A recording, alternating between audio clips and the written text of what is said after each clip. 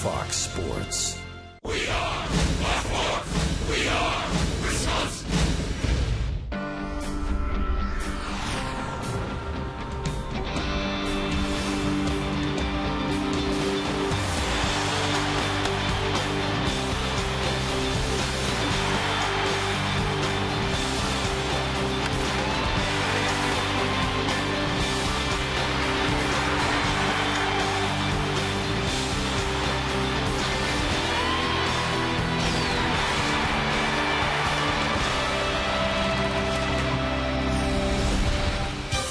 A great hot summer day at Miller Park for baseball on this Sunday afternoon.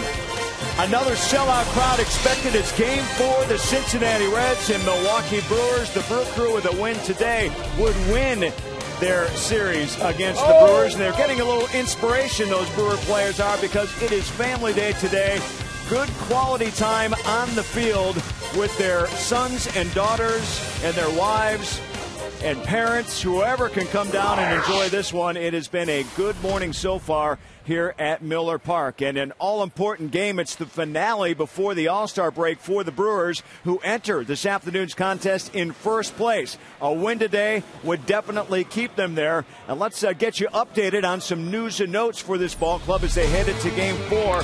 Ryan Braun out once again today. He's going to miss his 8th straight ball game. Also out of the All-Star game. Of course, he was the leading vote getter.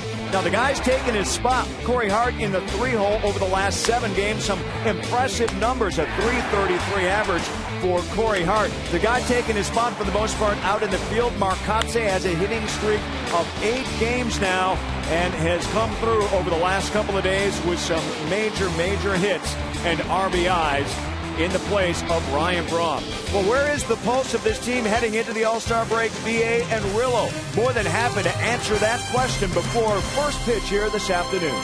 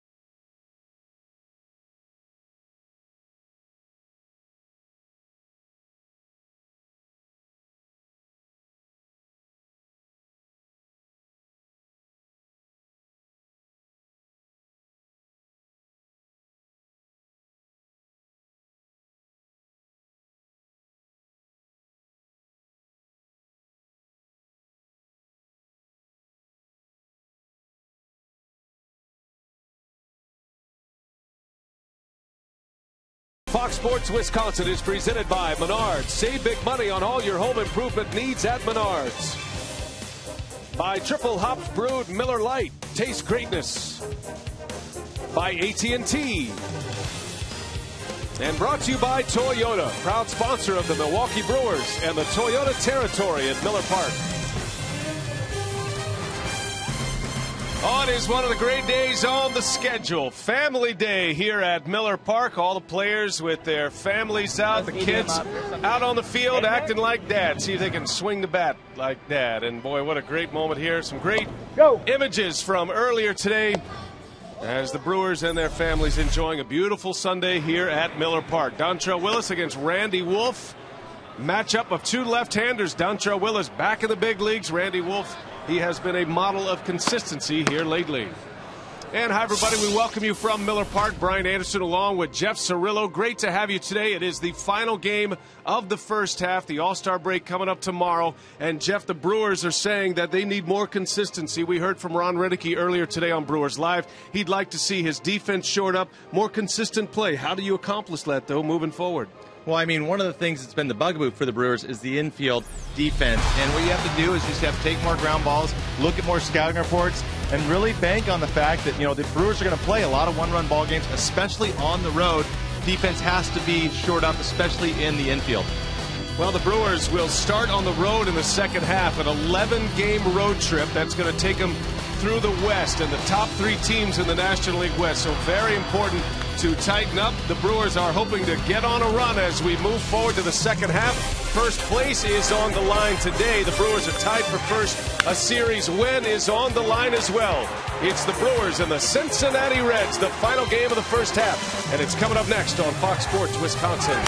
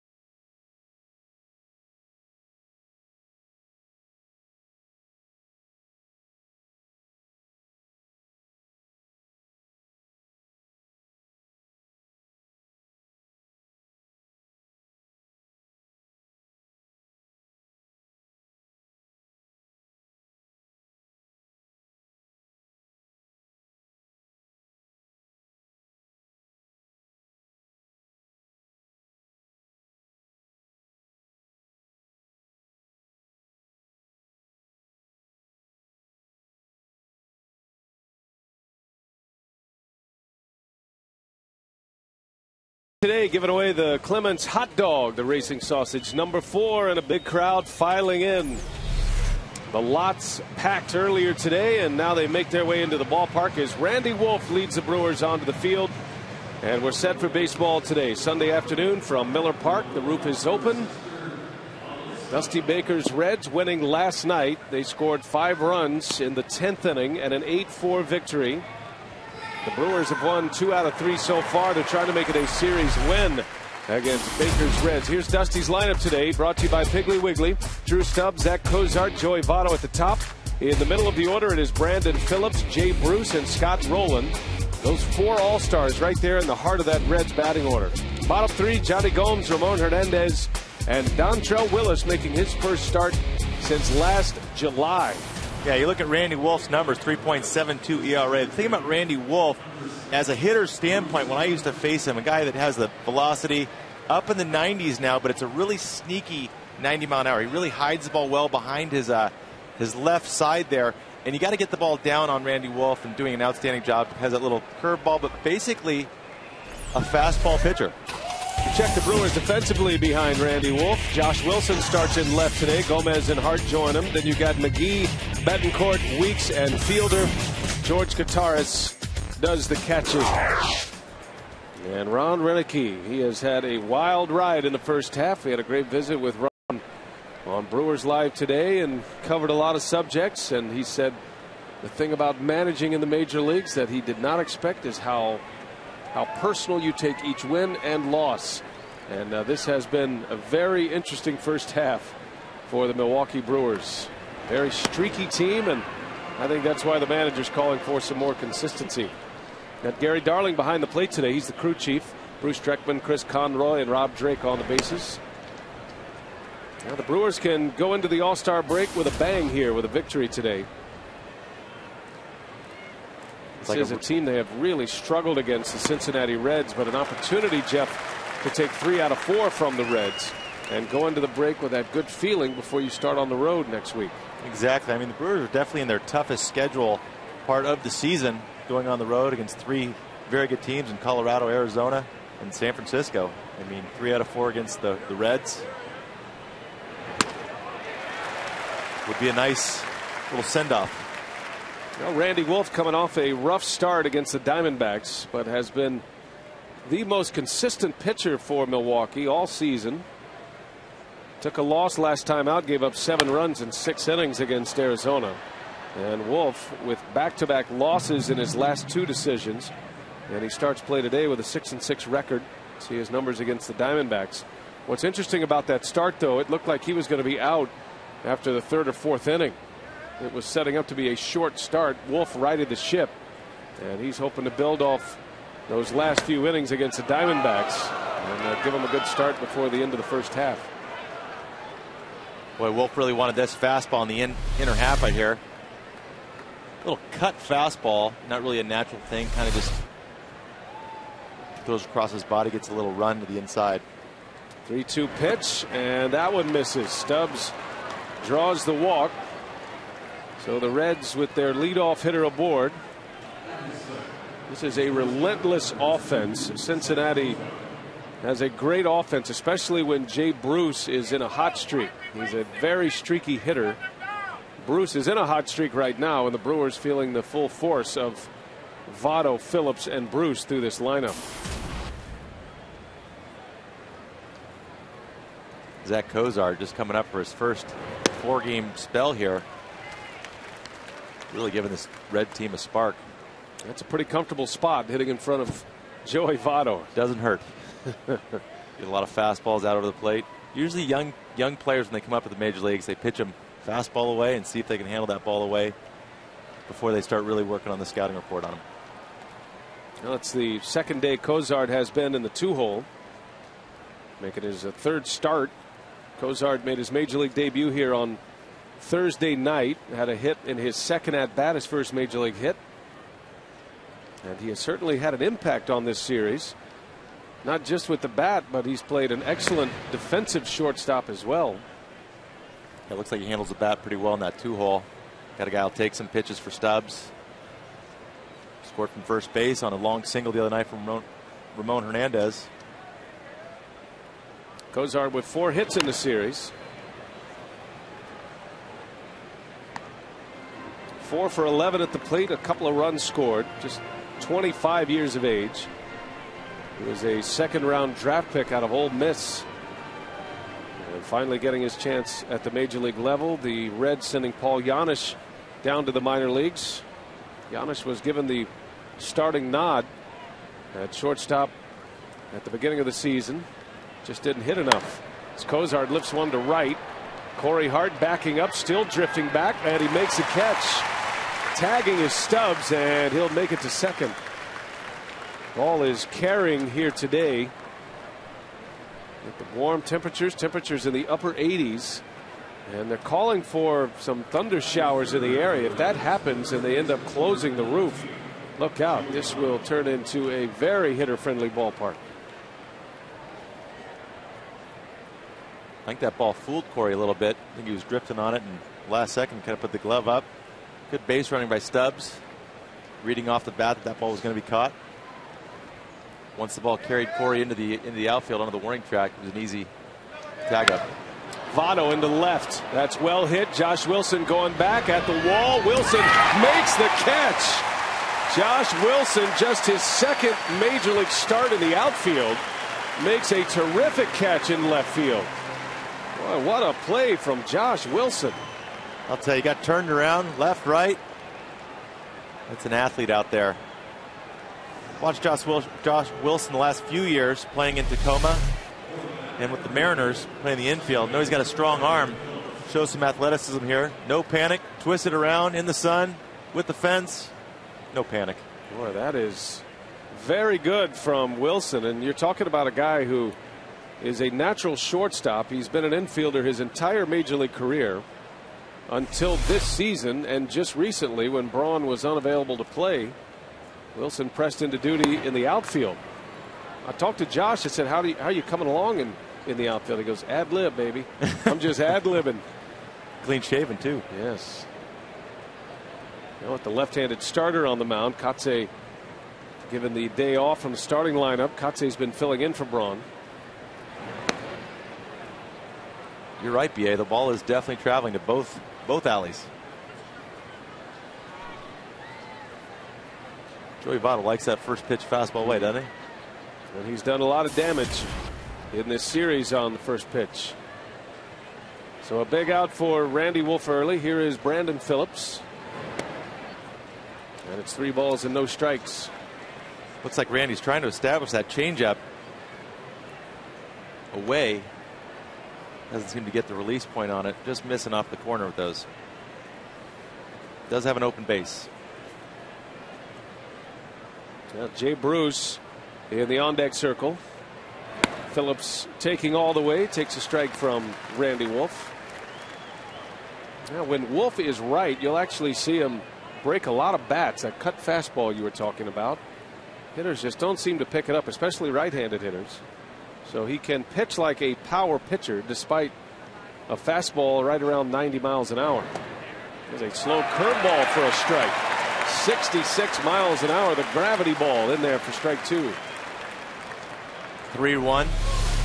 Curveball, little open base. Just flipped it in there. That takes some confidence, huh? On a 3-1 pitch. Just a 19-mile-an-hour difference between the fastball and your curveball. Stay back. Now we'll see what he gives him here. After the slow curve, he backs him up with a fastball, and it's high and away. Brandon Phillips patient at the plate. First and second for the Reds to start it. 2 walks in the inning. And now Jay Bruce is going to bat. Jay Bruce against the Milwaukee Brewers this season, hitting .354 over 12 games. And in those 12 games, 5 home runs, 12 runs batted in. His best month of the season was May. And he has had a good series here this week. Bruce with 4 hits in this series. He's 4 for 11. He has homered in his last 2 games. Dangerous bat.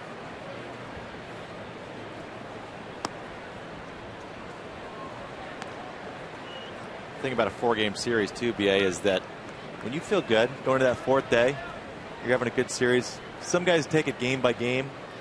Other guys take it series by series. When you're having a good series, you feel good. You can't wait to get to the ballpark.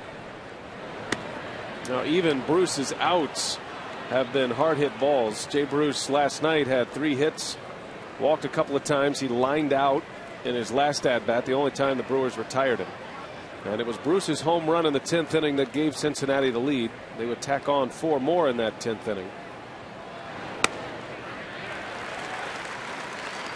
Steady diet of pitches away right here to Bruce.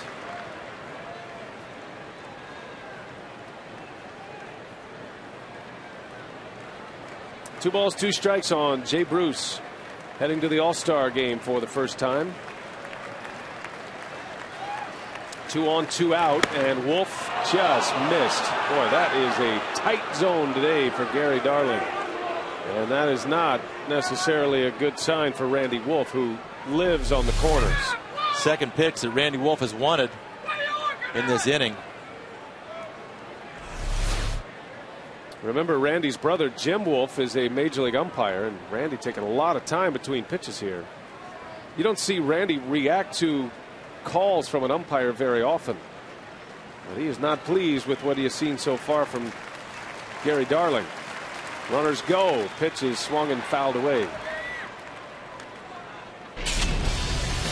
Now Bruce in back-to-back games with home runs. This was against Braddock on Friday night.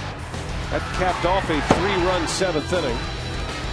That was number 20 for Jay Bruce. And then last night in a tie game in the 10th inning, Bruce leads off with a home run against Marco Estrada, number 21 of the year for Jay Bruce. Both those pitches, he missed his spot, trying to go away with both of them. Both creep back over the middle. Bruce 4th in the league in homers, 1 behind Fielder, 3 behind Lance Berkman, who leads the way for the Cardinals with 24.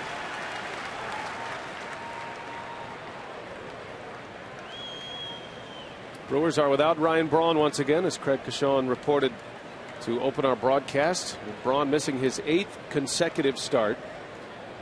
Doug Melvin was telling us earlier in the week that if Braun participates in the All-Star game, you'd lose the opportunity to put him on the disabled list. So yesterday, Braun announced that he has pulled out of the All-Star game, replaced by Andrew McCutchen of the Pirates. So we are unlikely to see Braun today, and probably won't see him the rest of the week, as Bruce draws the walk, and Randy Wolf has walked the bases loaded here in the 1st inning.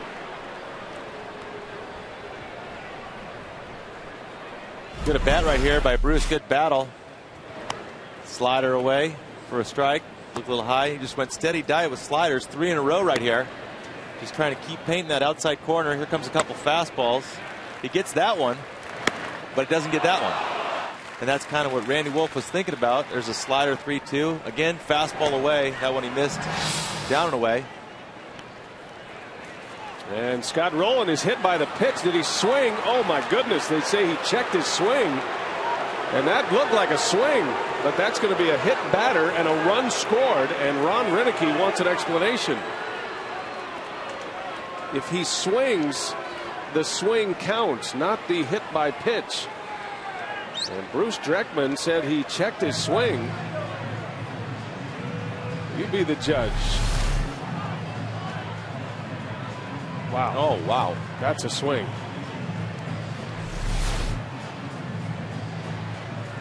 I mean, you're just not watching the play if you're Bruce Dreckman. I could understand if it was a borderline swing or not. That is a full swing almost. That's a big one. That's a hit batter that leads to a run. The Reds on the board here. Well, there's definitely no nepotism going on with Randy Wolf today in the umpire. I would say the exact opposite, actually. Yes.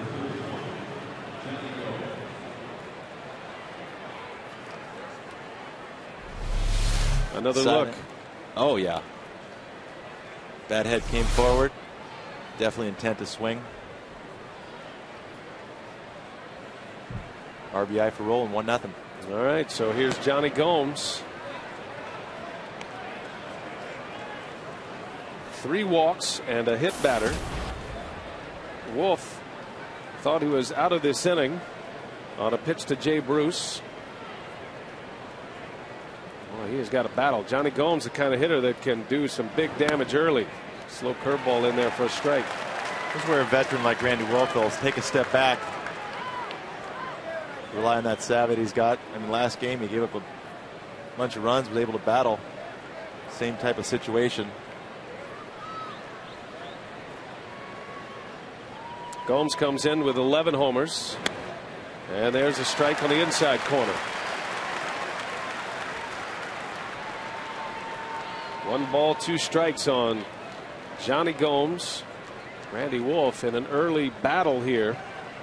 So much for getting a nice easy jump off to your start.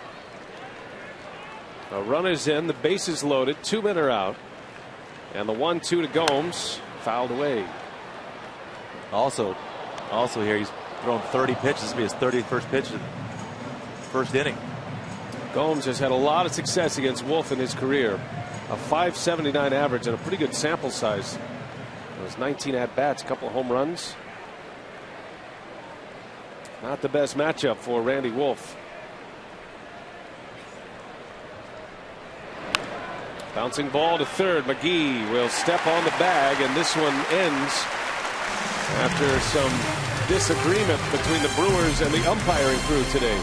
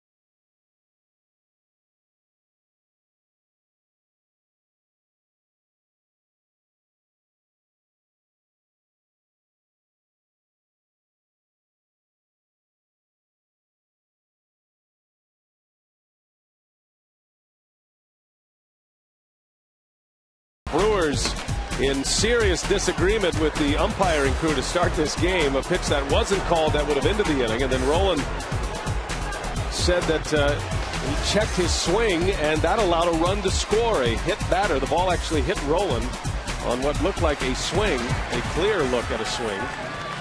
So that's how this day starts. We'll see if the Brewers can turn it around. We go to the bottom of the first. You got Weeks, Gomez, and Hart, Fielder, McGee, and Betancourt. Wilson, Kotaris, and Wolf rounded out against Dontrell Willis, who is back in the major leagues. His first start since he was at Arizona Diamondback last year.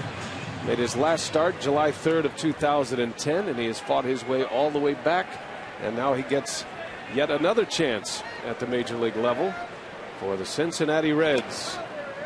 And a much different looking Dontrell Willis this time around than what we're used to. Yeah, the D train is back. Looks like his delivery is a lot cleaner than before. He had a lot of control issues the last few years.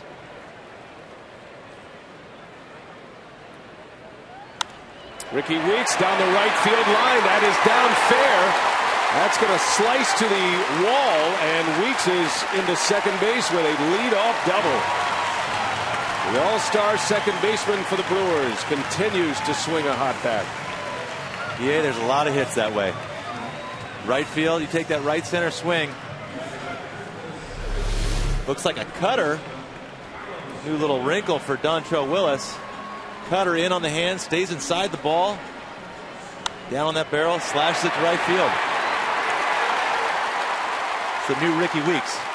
And Weeks safe at second, safe and secure. New York Life, a leadoff double. His 22nd double of the year.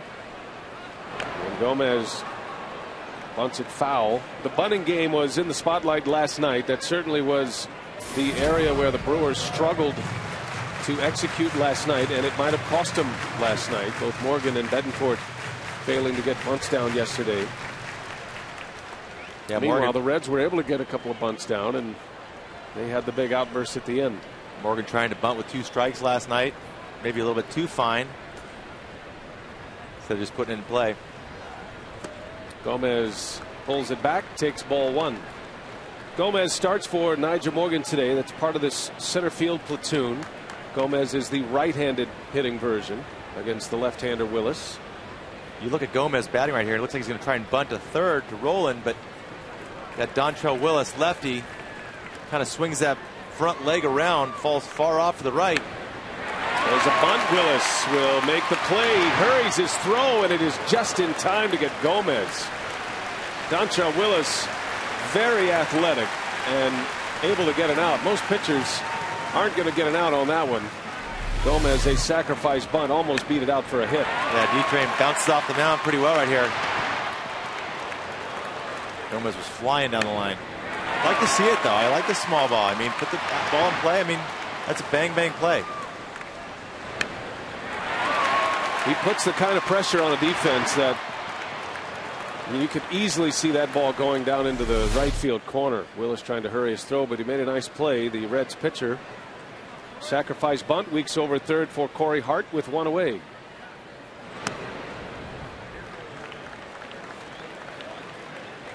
Well, Hart has done a nice job filling in for Braun in the 3-hole. Corey hitting .333 in that spot in Braun's absence. And Hart with a couple of home runs as well during the stretch. Overall, Corey is at .269, has 10 home runs, 25 runs batted in. He missed the first month of the season with an oblique injury. I think he has enjoyed his time in front of Prince Fielder in this batting order. Another guy expected to have some big numbers in the second half. One way or another, all-stars like this guy, they get to their numbers by the end of the year.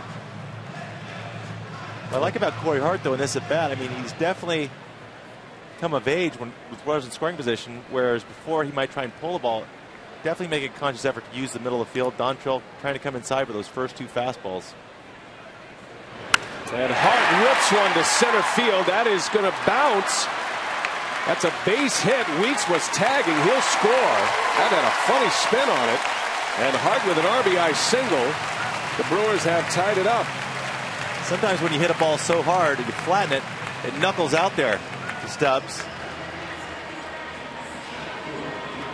Either way, a great at bat by Corey Hart. He put himself in a position to get that pitch, though, by laying off the first 2 pitches on the inside. He gets a pitch out over the plate, fastball away, hammered to center field. Look at the trajectory of this baseball. It actually sliced back towards Stubbs. I think it fooled the Reds center fielder a little bit. Weeks was tagging anyway. He scores easily. Instead of a sac fly, it's a base hit. Looked like back in the day when I played golf and I put Vaseline on my driver. It wants to slice, but it's not going to do it. Only in exhibitions, right? So here's Fielder with Hart at first.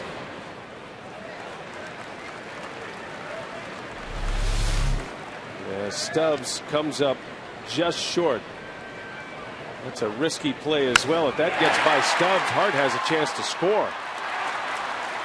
Good base running by Weeks.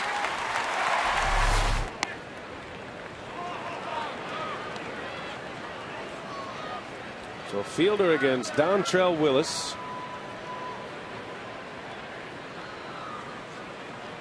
Fielder has handled left-handers very well this year. It's one of the reasons he's been able to maintain a .300 batting average, because he certainly sees a lot of lefties throughout the course of the schedule. An even .300 against right-handers and left-handers. I guess you could say he's a .300 hitter. Absolutely.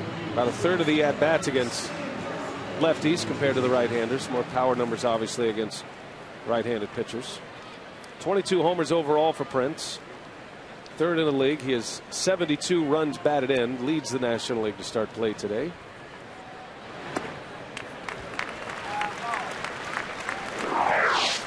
Fielder with 22 home runs.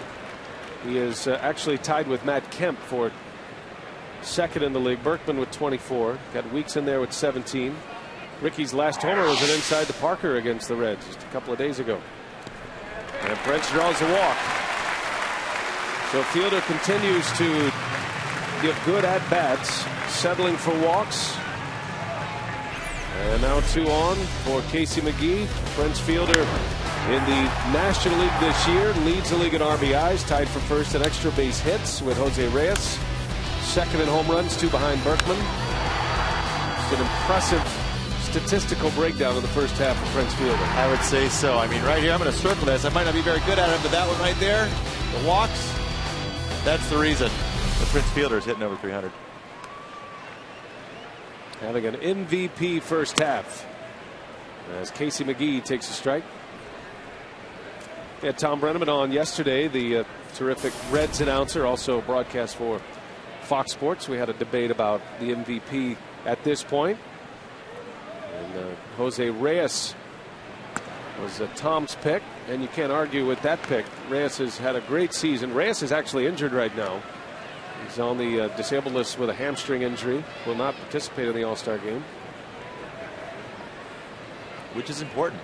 MVPs, they stick around. They stay healthy. Exactly, Grasshopper. And Fielder, you know, my thinking, obviously, Reyes plays the shortstop position, very demanding position.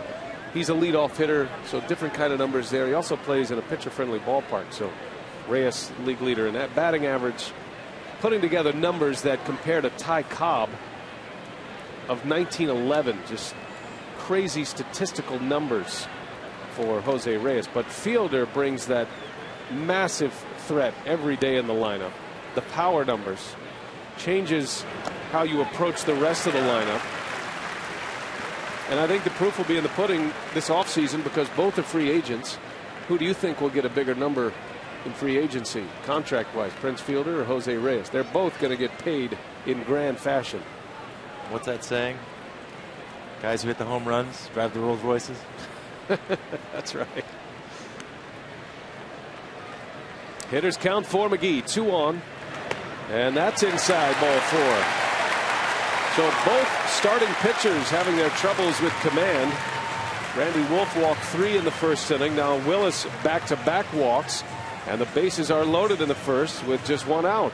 The difference, though, as Brian Price comes out to settle down his big lefty, the difference, though, is Randy Wolf, when he was making his pitches, was just off the plate. He looked like he was still in command of the zone. He was just missing. Where Dontrell, who's had his struggles with control in the past, doesn't seem to have established really any pitch yet. Dontrell Willis has been down in AAA in Louisville. He's been pitching well down there. His numbers 5-2 record, a 2.63 earned run average. 13 starts for a guy who has been an all-star. He's been a rookie of the year. To go back to the minor leagues and pitch well, he has earned his spot back in the major leagues. He's off to a shaky start as Yuniesky Betancourt takes a ball.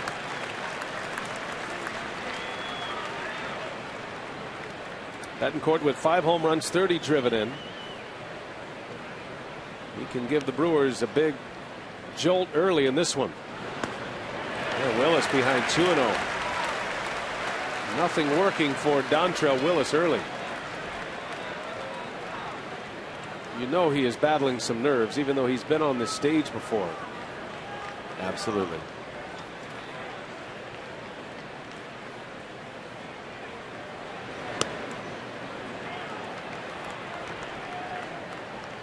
Dontrell Willis was the rookie of the year at the age of 21 for the Florida Marlins.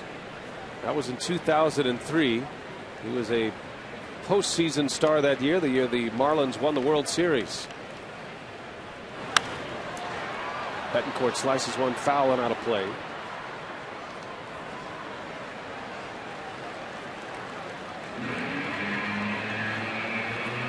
You see his time with the Cubs. He was drafted by the Cubs, traded from Chicago to the Marlins. His minor league pitching coach and pitching coordinator was the current Brewers pitching coach, Rick Kranitz, during those years with Chicago. Kranitz knows him well. As Betancourt, a little flare, back is Cozart. And that is not going to move anybody up. Battled back from a 2-0 count right there. Jam Betancourt with a little cutter on the inner half. Trying to use the middle of the diamond.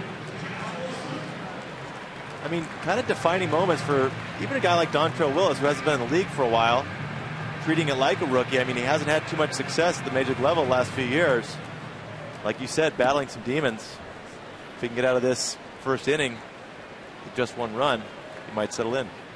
Now, walks were at the heart of the problem as Willis made his tour through Detroit. That big trade sent Willis from the Marlins to the Tigers is never materialized for the Detroit Tigers.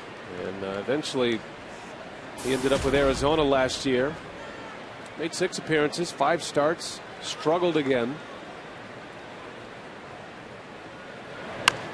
As Wilson bounces one over to third, Rolen goes to second, and Willis gets out of it. A bases loaded 1-out jam. The Brewers do score, and it's 1-1.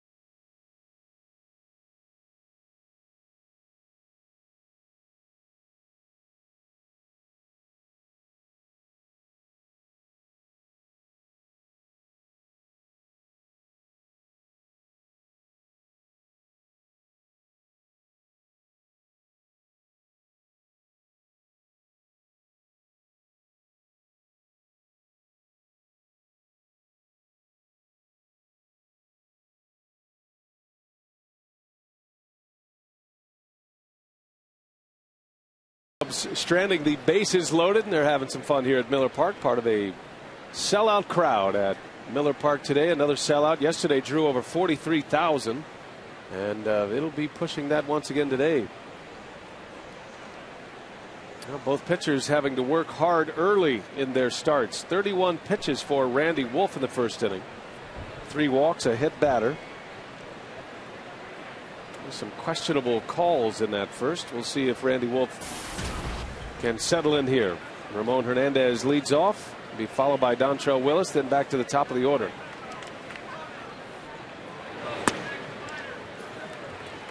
Don't think that Randy Wolf doesn't know that he threw 31 pitches that first inning too.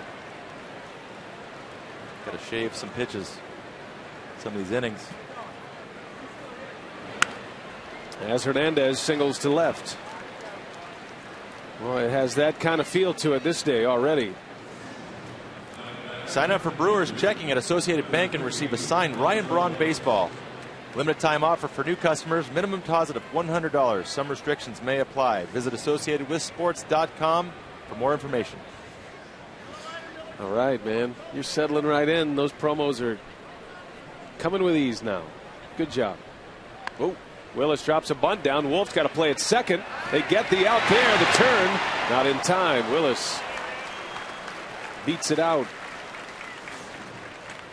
So both pitchers showing their defensive skills here early in this game. Yeah, Wolf is very quick up and down. I think this ball might have hit Dontrelle Willis if he didn't bunt it. Still gets down the line pretty good. Watch this ball come boring in on him. That ball's going to hit him if he doesn't bunt it. I think you're right. Willis is a good hitting pitcher, and so is Randy Wolf. So that 9 spot in the batting order, not exactly a throwaway in this matchup today. Back to the top of the order. Willis unable to get the bunt down. Here's Drew Stubbs.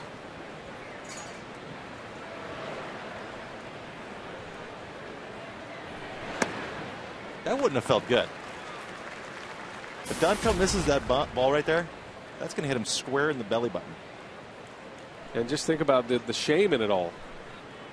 You lose the cool points, you also have the injury to deal with, and you don't get the bunt down. Stubbs rolls one over to third. McGee to second for one. No chance to turn it on Stubbs.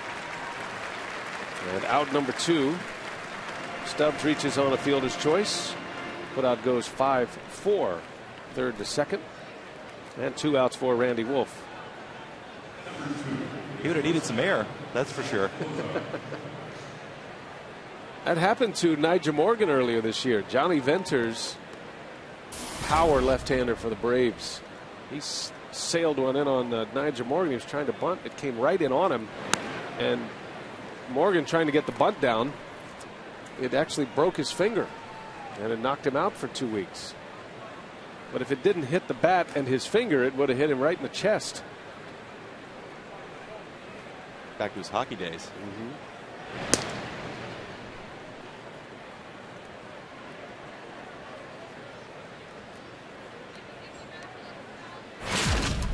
And video proof. That was the first day back for Nigel Morgan after he had come back from an injury. And then he had to go right back on the disabled list in Atlanta. Had trouble getting his season started. Once he did get it started, though, making quite an impact. Not in the starting lineup today, but you'll probably see him in this game eventually. There's a base hit to right. Cozart with a single. Stubbs will hold up. And so 2 men on with 2 out. Cozart again. Pesky little 2-0 hitter. Taking a cutter on the inner half. Staying inside the ball. Looks like the guy knows how to handle the bat right here. 2 strikes. Just a little slider out over the plate. Using that hole.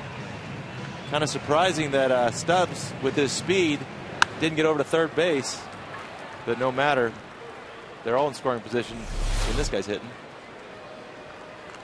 Yep, so Cozart with a big hit. Now Joey Votto will bat with 2 on. Votto flew out to left field in the first inning. A terrific play by Josh Wilson. As you can see, they're still trying to get that ball inside on Votto. Likes to ambush that first pitch fastball away. See what Wolf does with him here. And a broken bat. That's a base hit to right. Here comes Stubbs. And the throw to the plate is late. Joey Votto, even when he breaks his bat, he contributes. An RBI single, and the Reds have regained the lead 2-1. Joey Votto's just a terror on the Brewers this series. Looked like a cut fastball in the inner half. Got in there, but just not enough. I think the bat, if you look at that replay, I think the bat might have screwed up Ricky Weeks on his vision. Sometimes you lose that ball on a broken bat like that.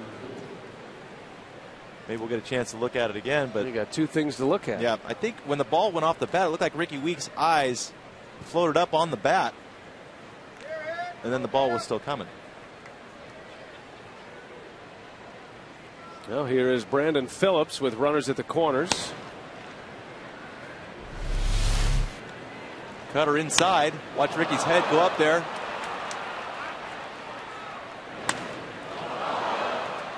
Just that slight little pause, and that's all it takes. Yeah, it had funny spin on it as well with a broken bat.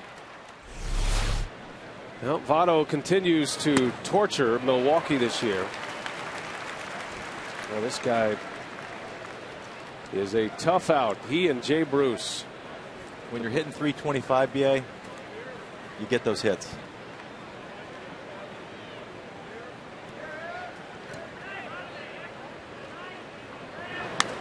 Phillips into center field. Gomez right there, and the inning is over, but the Reds get a run with 2 outs. Joey Votto does it again. 2-1 Cincinnati as we go to the bottom of the second.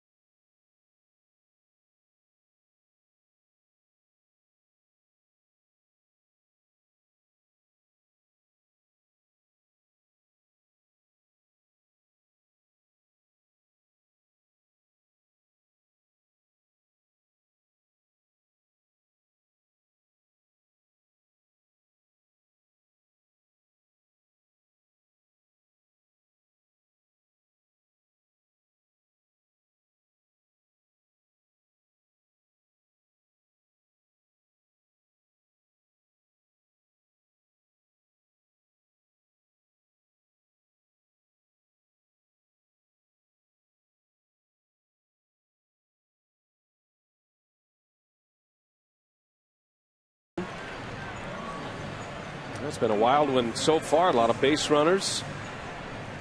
The Reds with 2 runs in, they've stranded 5 already. Yesterday between the two teams there were 25 men left on base in that 8-4 Cincinnati win. George Kataris. Kataris is the personal catcher to Randy Wolf, so he catches and plays only when Wolf is on the mound starting. But it seems like lately in the last 3 starts Kataris has been in the starting lineup against a left-handed starting pitcher.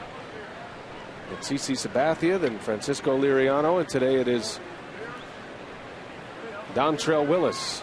So it's not the best offensive matchup for Ron Renicky, as Kataris is down on strikes. Willis sneaks a fastball by him for his first strikeout. Those are some tough matchups. D-Train's always been more effective on left-handed hitters. Even at one point, I think a lot of the good lefties in the game were getting that day off. They picked against this guy. There's a strike. Wolf was backing out of there.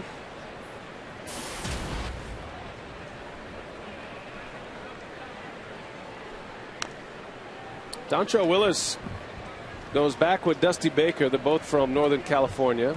Willis from Oakland, and had a relationship with Dusty Baker. Baker decided to give him a chance with the Reds, an on-roster invite this spring. As Wolf rips one to right field, that is way back there. And Randy Wolf, that is a foul ball, and Wolf wants a replay. He thinks it was fair. Well, we'll see. Replay does exist for balls just like this. See if we can get a good look at it here. Well, from that angle, that's foul. Certainly never see it cross the foul pole.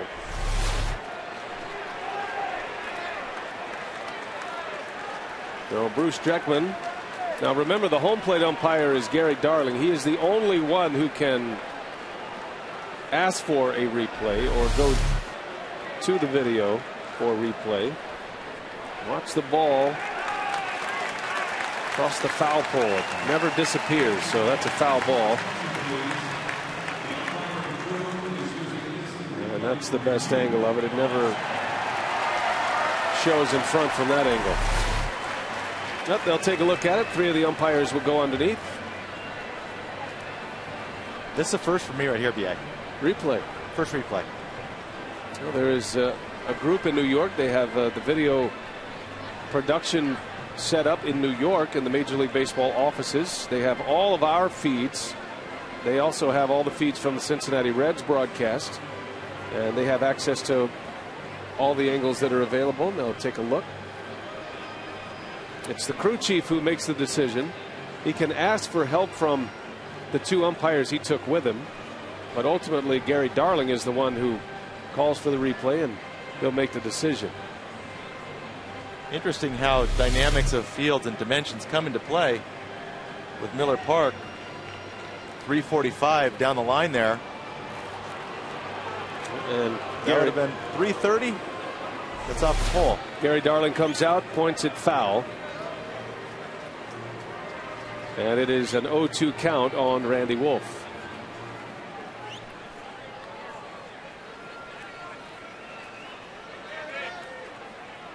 So the replay stands, or the call stands, I should say, and Wolf strikes out. Out number 2. Didn't take long. Gary Darling went in, got a quick look.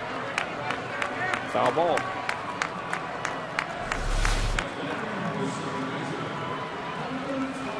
I think that you should have one of those in your back pocket. Like if your team is yellow with the Brewers colors, or red, like the red, have in your back pocket and you throw it on the field. Throw the flag. I think that'd be pretty cool. Well, there's been some discussion on how to advance replay. Does it move into different parts of the game? Right now, replay only exists on the boundary calls for home runs, foul balls over the outfield wall.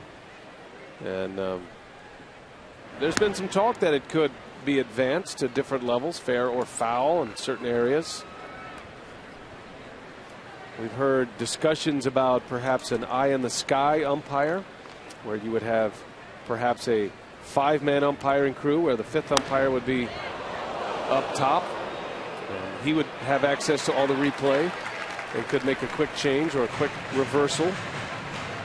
I think at the heart of the conversation with replay, number one, the human element. Number two, the time of game. Stretching out the time of game. Those who are for it would argue that the time it takes for arguments to occur and disagreements between managers, players, and umpires, you could get a replay in and have a definitive look. The thing about replay in baseball, though, it's quick. It's like you go in, almost have a guy over there, you can give a thumbs up or the thumbs down. It's not going to take more than 2 minutes to look at a replay. They might have a lot of angles to look at it from, but really you only need a couple. Football's a little different story. Dragging that back foot in the end zone, possession in the end zone, things like that. That's tougher to see, especially with the speed of the game being what it is. Well, you don't get much talk about it from current umpires, but the former umpires that I've talked to are in favor of more replay to a certain extent, especially as you get into the postseason. I mean, these umpires, they don't want to miss calls. They want to get it right, and they do get it right most of the time. With the best officials in all of the sports, Major League Baseball umpires, just by the sheer volume of calls that they make, the day-to-day activity of baseball. As Ricky Weeks draws the walk, and the second time Weeks is on, it's already the third walk for Dontrell Willis. I was about ready to say that Dontrell Willis had fallen into a nice little groove, getting ahead there with Ricky Weeks on 0-2, and then he lost him.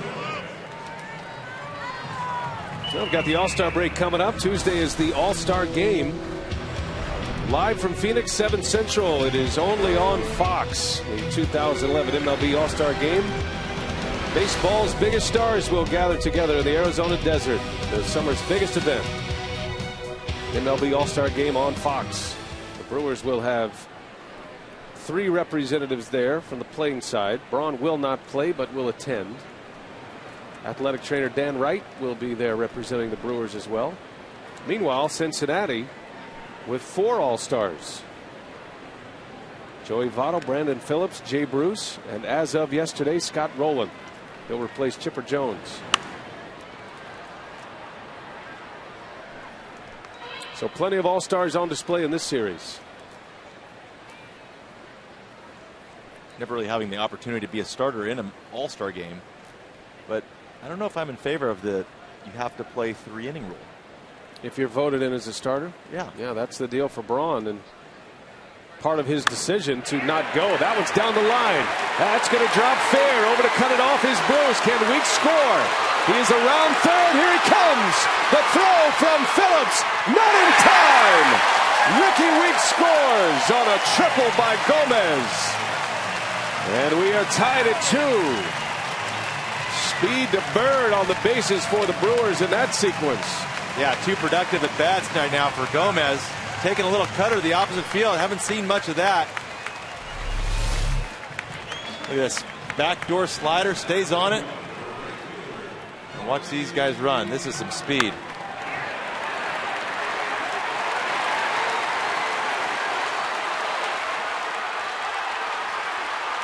Yeah, Weeks churning all the way to the plate. Scores the tying run. Gomez with a triple. Bouncer out to short. And Cozart makes the play on Hart to end the inning. But the Brewers tie it up. They do it with 2 outs. A walk and a triple. And we're all even at 2 as we go to the third.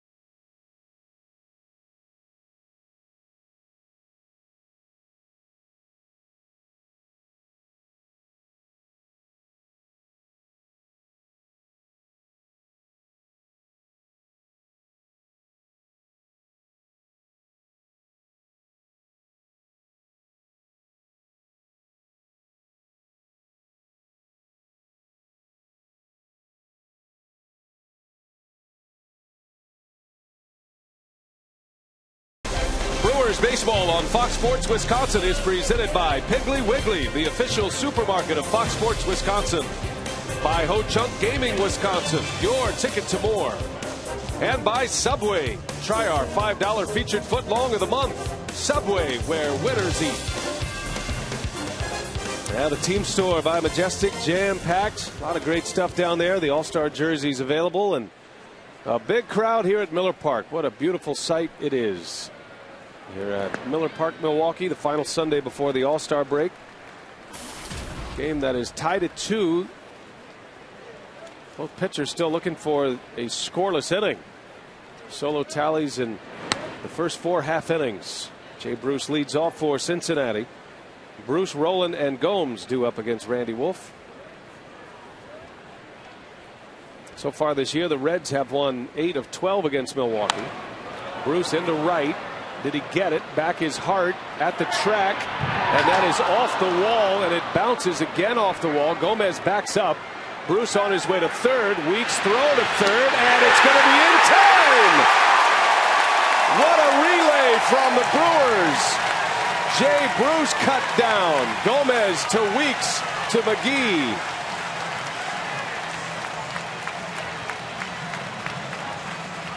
What a relay right here by Ricky Weeks. Never want to make the first out of third, but I don't think they realize it. Gomez, look at the backup right here. Look at cutter up. Jay Bruce thinks he's got it. Gomez, Weeks, flies a tag, you're out. Yeah. What a play. That's as good as it gets. 2 perfect one-hop throws, easily handled by the receiver on each case. And you made a good point. Gomez all the way over, backing up for Corey Hart. And instead of a leadoff triple for Bruce, 1 gone to start this 3rd inning. Great backup by Gomez. You can understand why he'd be winded coming off that triple last inning. He's been doing a lot of sprints here in the last few moments. You don't talk too much about a guy's hands on the transfer, but Ricky Weeks with an amazing transfer. It's almost like a double play. Corey Hart.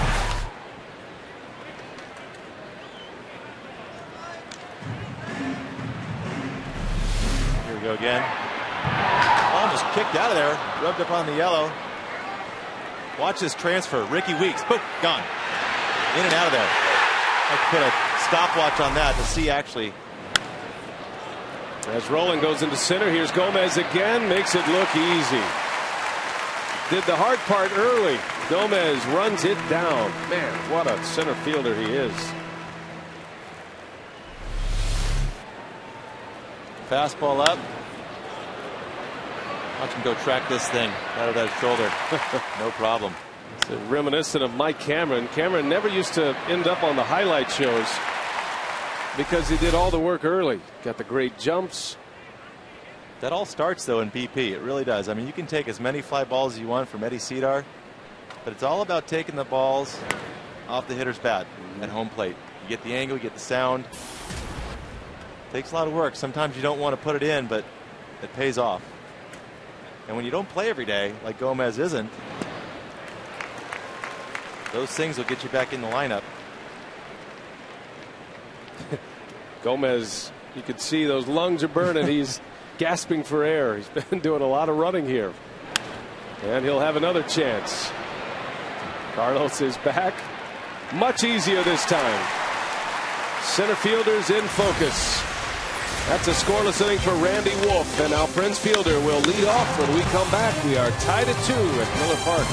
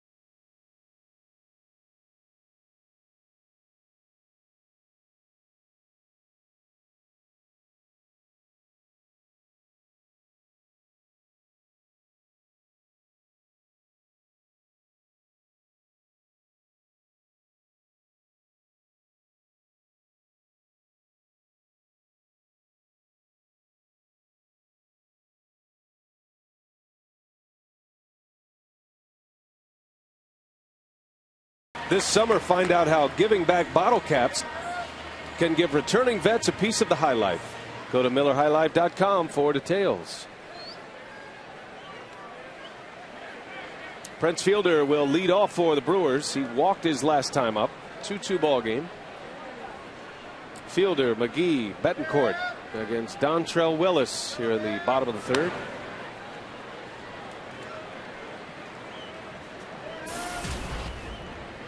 Brian Anderson with Jeff Cirillo. Jeff filling in for Bill Schroeder for the next few games as Fielder right into the shift. Cozart makes a play for out number 1. That leads us to our carsoup.com email the booth question. This is from Jeff to Jeff. Do you think the NL Central will end up being a 2, 3, or 4 team race come September? I think that the Pirates are the team just kind of like the Reds were last year. Sneaking up on people. I think St. Louis getting Holiday back. Pujols is back. They always seem to be right in it. And the Brewers will be right there. I think that you're going to see Zach Greinke have a great second half. And Corey Hart's going to have a healthy second half. They got to play a little better defense, especially in the infield. And every team's going to make some adjustment as far as pitching goes, but everyone's looking for pitching down the stretch. So yeah, I see this being a 4-team race. And the Reds, I mean, they have a great little offense. 4 guys in the All-Star game. And a solid number 1 and a back end of rotation that's solid. So everyone has question marks, but 4 teams definitely down the stretch with the Pirates. I don't think the Pirates are going away. A team with the best record in baseball is the Phillies as McGee bounces one over to Roland. And there is out number 2. Phillies by far and away the dominant team in the first half in the National League. Philadelphia 22 games over 500 to start play today. The Braves beat them yesterday. The Phillies and the Braves with the top 2 records in the league. And then there's a lot of parity elsewhere. I think it looks like at this point it could change, but the wild card will come out of the East again. So in order to make it to the postseason, you're going to have to win your division in the Central and the West. And Dontrell Willis, a quick 3-up, 3-down inning. 2-2 ball game. We're headed to the 4th at Miller Park.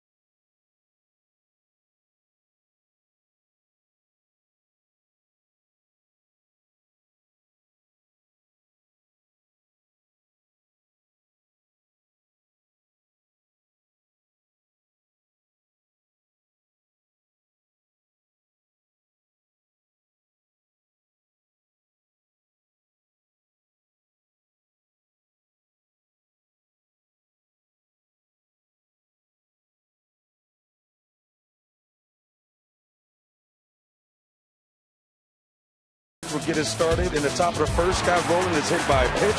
Drew Stubbs would come in because the bases were loaded. 1-0 Reds. Bottom of the first, Corey Hart with an RBI single to tie things up at 1 apiece. But in the top of the second, the Reds would regain the lead. Joey Votto with an RBI single, 2-1 Cincinnati. But in the bottom of the second, Carlos Gomez with an RBI triple as Ricky races around the bases to tie the game up once again at 2 apiece here in the top of the 4th inning. Brian? All right, Telly, thanks. And here is Hernandez again with a base hit. Speaking of tough outs in this series, Ramon Hernandez with his second hit against Randy Wolf. He homered earlier in the series. And the Reds put a leadoff man aboard once again. Sometimes you get rewarded for bad swings. Fastball out over the plate, rolled over, just put it in the right spot. So Hernandez is aboard for Dontrelle Willis. He led off with a single in the second. Willis was unable to bunt him to second base. We'll see what he does here. Swings away and he fouls it back. Willis can hit. He's always been a good hitter. Was a lot of times with the Marlins they would use Dontrelle Willis as a pinch hitter and pinch runner.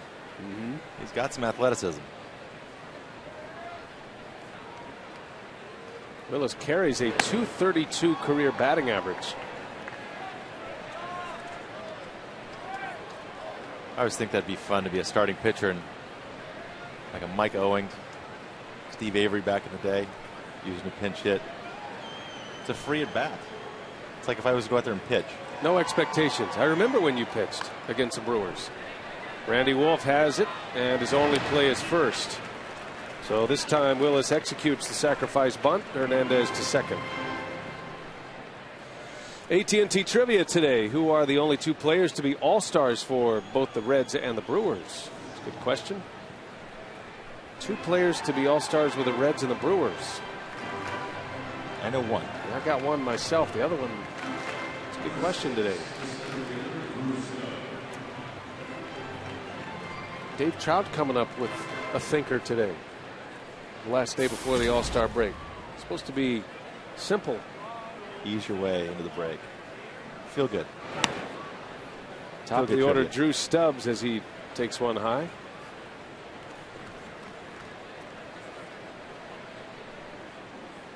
I like that pub trivia. It's fun.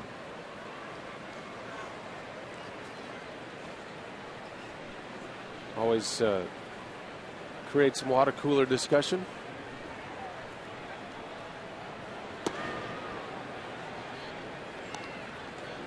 By the way, speaking of food and fun and pub trivia, and yeah, you know it's Lorraine's birthday today. I just saw that up on the big board. Happy birthday, Lorraine! You're on TV. Wave at the public. Thanks for keeping us well fed. She works in the media dining room. She's a legend, and she brings us lemonade, that cool, refreshing drink. I know I got the last peach in the bunch yesterday. Yep. And she said, "You got the last peach." So happy birthday, Lorraine. Thanks for the lemonade. Can I have a sip of your lemonade? No, actually, remove that. Put that over here by Mike. I noticed you polished off a few Clement's beef sticks between innings. I'm gonna have to give Jack my address before I leave today. Christmas might come early. Now Rillo's dipping into the Bill Schroeder stash of Clemens products. That's a no-no. Shameless plug here, but you know, Clemens was the main sponsor for my golf tournament. That was shameless. But they're great people and they keep us well fed too.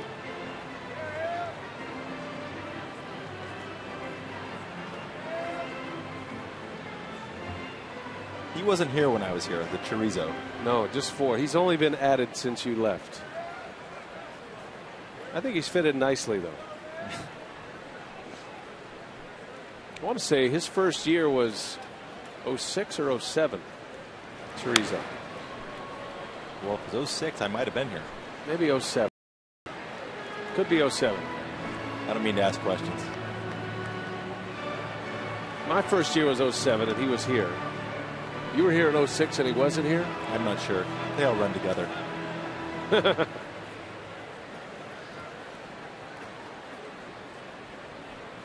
a full count to Drew Stubbs. Runner at second. And Stubbs takes ball 4. Boy, that didn't miss by much either. Well, this is the last home series before the All-Star break. Once the Brewers return, They host the border battle with the Chicago Cubs. You'll want to be here. For tickets, call 414-902-4000 or visit Brewers.com for more information as tickets are going fast. We have confirmation. The Chorizo first arrived in Milwaukee in '07. So we were both right. See, when you ask questions like that, We were both right, though. it takes a little while to confirm. You played here in '06, right? That's right. And your last year was '07. Correct. In Minnesota? Minnesota, Arizona. That's right, because you pitched against the Brewers in Phoenix that year.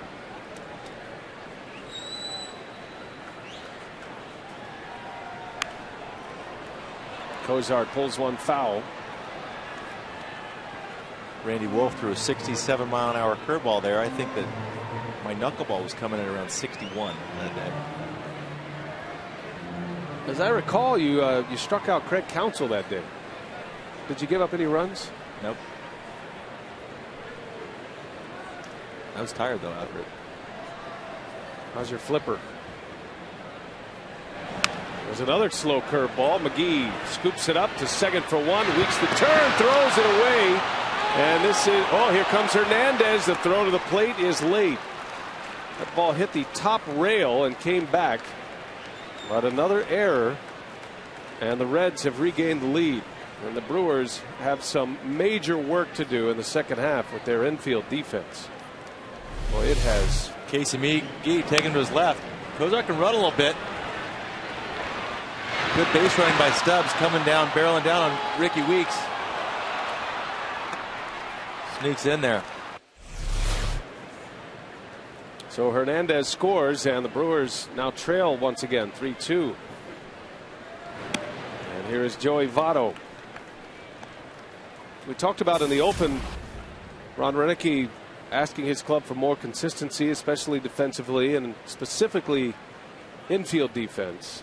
I think the Brewers pretty comfortable with where they are in the outfield with Braun, the platoon of Gomez and Morgan in center, and Corey Hart. When he says that, how do you achieve that? You know, what are the steps to be better, to be more consistent? Well, that play right there, I mean, 4 games into Cozart's career, the Brewers might not have a. As McGee makes a nice catch. We'll pick up that point when we come back. Votto pops one up to end the inning. No further damage. Reds lead 3-2.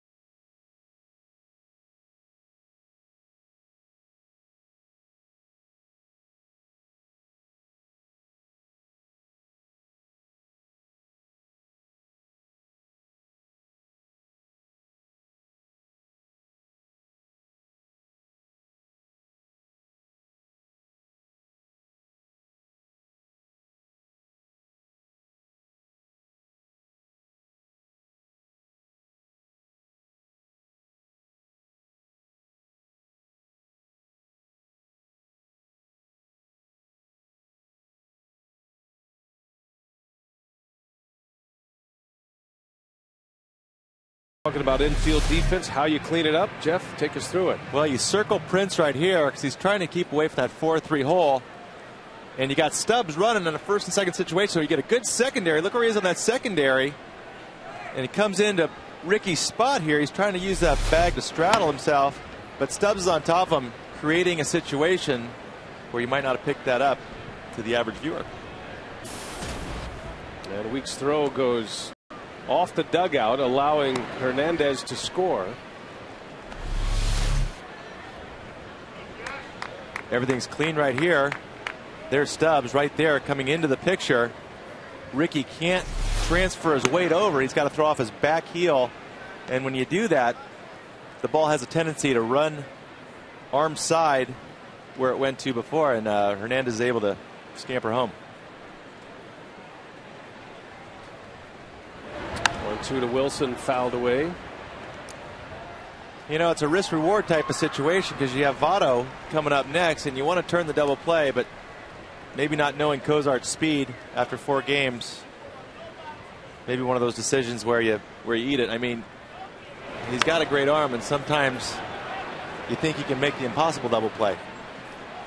Josh Wilson flies out to center field for the first out. All of a sudden, Dontrell Willis has retired 5 straight. We're talking about the Brewers' infield defense between Weeks, Betancourt, and McGee. They've committed 35 errors combined through the first half. Ron Renick's calling for better play defensively. And it comes up as a case-by-case scenario. You get a lot of offense from Weeks, of course, who is much improved defensively. He has made great strides in his defensive game over the years. As Gataris lifts one into center field. Stubbs there, out number 2. As we check in with Telly Hughes. And we check in with the community, the crew in the community yesterday at Buran Park. Brave star Felix Mantilla, along with Giovanni Gallardo, took part in a mini clinic and autograph session for children who participate in the Felix Mantilla Little League, a youth baseball program at Milwaukee County's Buran Park, excuse me. 2 outs for Randy Wolf. Gallardo doing good work in the community. Saw that Giovanni's son, Giovanni Jr., earlier today threw out the first pitch. He winged it from the mound. He already has a good arm. I think he's 5 years old, maybe soon to be 6. Taking after his old man right there. Always loved the parent day or family day. Getting the kids in the uniforms, those small little unis with wiffle balls. I remember being out there center field. The kids would always like to hit the balls off the monster, the batter's eye in center field. So I'd bring a bucket of balls. It's a much anticipated day on the calendar for the Brewers players. They get to have their families out in uniform. Got quite a little rat pack going with some of the sons of the current Brewers. They're all around the same age, a lot of them, and they hang together, play together, get on the field. Well, Dontrell Willis, he has found it. 7 straight retired after the Gomez triple. 3-2 Cincinnati.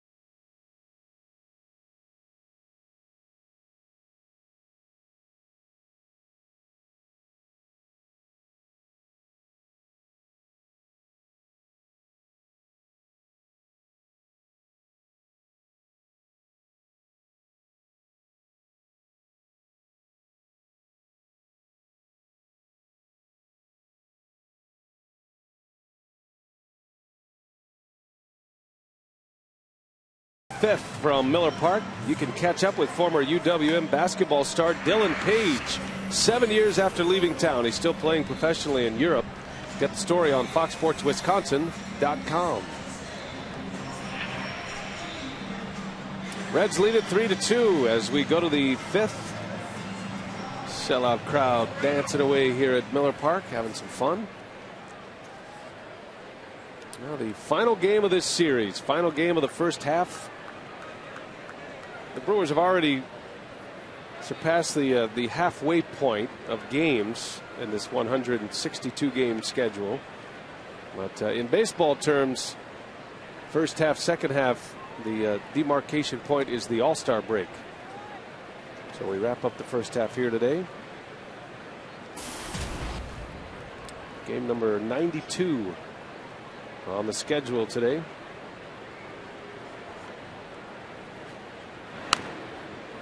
Brandon Phillips headed back to the All-Star game. It was a late surge in the voting for Ricky Weeks that allowed him to pass Brandon Phillips. Phillips, for the most part, during the stretch of fan voting, was the All-Star starter at second base until the last week. In the air to right, Corey Hart drifting over toward the line. He's got it. Fair territory for out number 1. Today's Tavern of the Game winner is Party Line Tavern in Green Bay. If the Tavern contact calls the Milwaukee Brewers in the next 24 hours at 414-902-4572, Party Line Tavern will receive 40 Miller Lite beer pen tickets to a 2011 Milwaukee Brewers home game. This offer is courtesy of the Tavern League of Wisconsin and Miller Lite. Say hi to all our friends at the Party Line watching up in Green Bay. Jay Bruce with one away. Bruce doubled to start the third inning. He was thrown out trying to extend it to a triple on a great relay from Gomez to Ricky Weeks. That was leading off the inning too. Never want to make the first or the third out at third base, but that was not your typical play. Well, that fly ball out by Phillips, the first time that Randy Wolf has actually retired a batter to start an inning, even though Bruce was eliminated on the base paths. You know, you talk about a guy's tools, right? You hear that word tools. With Gomez and Ricky Weeks, I was just talking to John Shelby in the room out there, and I'm like, I'd like to get a radar gun on those two. He was impressed with the play. Outfield coach, that was probably one he put a star on as Wolf goes up the ladder to strike out Jay Bruce. 2 gone in the 5th inning. Back to our AT&T trivia. Who are the only 2 players to be All-Stars for both the Reds and the Brewers? Francisco Cordero made the All-Star team as a Red in 09. Dave Parker, there's one that snuck by us. Dave Parker, 1990 Milwaukee Brewer. Cobra. Dave Parker. Yeah, what a great player. Phil Garner told us a great story about Dave Parker. Because I guess they used to razz him on the bus. And they said, what does he say? I got to come up with the line instead. And he said, like, in the fall, when the leaves turn brown, I'll be wearing another batting crown. Something like that. Dave Parker, former MVP. You don't think of him as a Red or a Brewer. Part of that We Are Family World Championship team with the Pittsburgh Pirates in '79. That was the year after he won the MVP. There's a guy for the Seattle Mariners playing right now that reminds me of Dave Parker. Peguero. Same stance at 6'5". So Dave Parker, 6'5", with that big bat, called him the Cobra.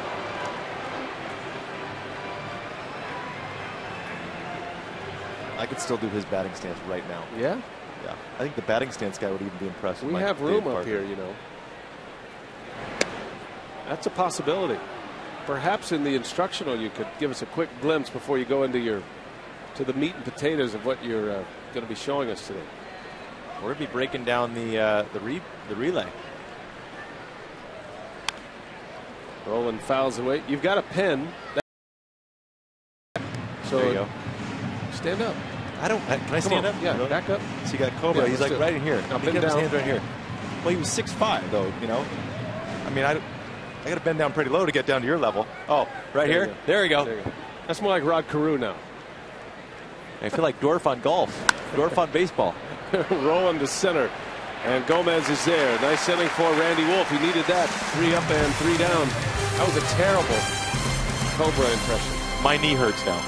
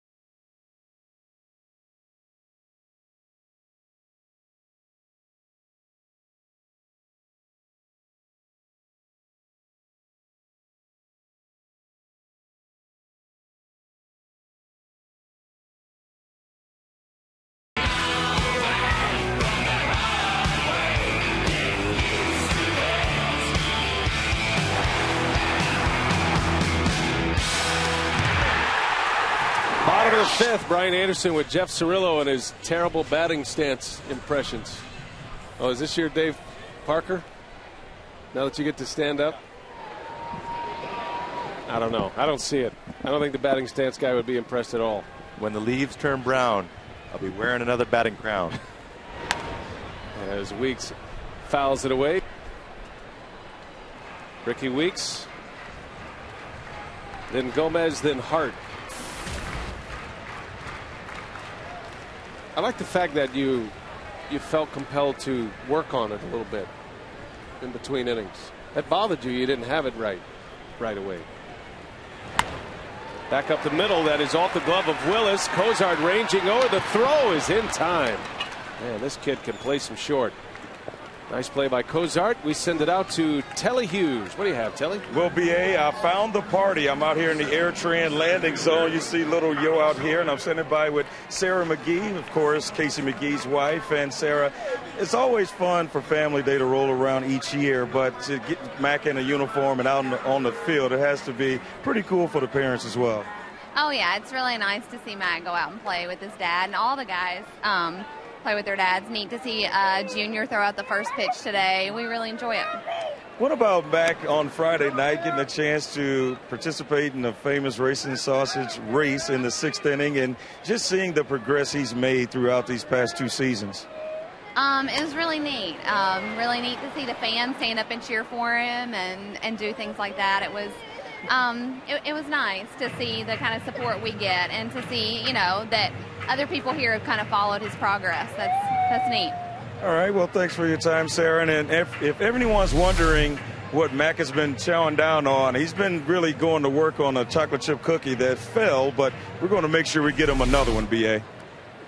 Yes, hook him up. You could hardly tell he's had a chocolate chip cookie. He's wearing it well right now. It's great to see Mac, who has a cerebral palsy. He's kind of Been a fun kid to watch grow and progress as Gomez is thrown out. Another good play by Cozart. He's been impressive. Yeah. Mack and Cozart. Cozart, both sides of the ball. Big prospect shortstop getting his first chance in the big leagues, and now you see why the Reds weren't so anxious and weren't so eager to get themselves involved in the Jose Reyes conversation. Everybody kept saying, well, Jose Reyes seems like a perfect fit for the Reds. The Reds are looking for shortstops or a shortstop, and they have this unbelievable talent in their minor league system, all at the upper levels, that they could make a deal. It just seemed like a perfect fit between the Mets and the Reds to make a deal, but Cincinnati kept saying, we have a shortstop. We have a shortstop of the future who is almost ready. And here he is. He moves like Major League debut. He moves like Stephen Drew a little bit out there. Might not have the power of a Stephen Drew, but he moves like one. It all starts from within, right? I mean, homegrown talent. Brewers got that. As Hart draws the walk. So Corey Hart, a 2-out walk that snaps a consecutive run for Dontrelle Willis. He had retired 9 straight until that walk, and now Willis will face Prince Fielder, representing the go-ahead run. Willis has walked 4 today. He made 13 starts down in AAA Louisville, and the most he had walked in any individual start in AAA was 3, and he only did that twice.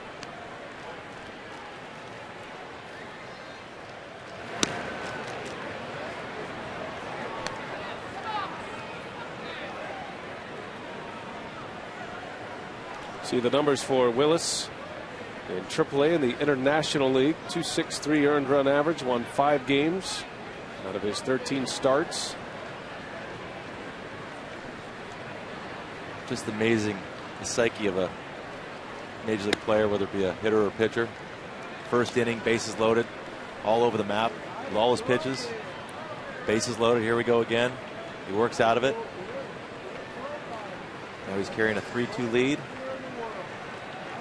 Chance to get a decision if he gets this guy out. That was a 2-out walk that cost him in the second. This fielder takes a strike, a breaking ball from Willis, and it's 1-2 on Prince.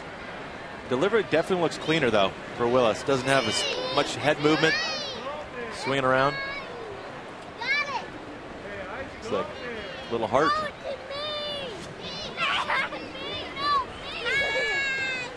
Cute. Well, maybe they'll get a baseball out there in their midst here in a moment. Out there in right field in the Airtran area. Although usually when Fielder hits them, they go much higher than that. 1-2 the count. Corey Hart at first with 2 away. Prince lays off 2-2. Prince sitting on 22 home runs. He is 0 for 1 here today.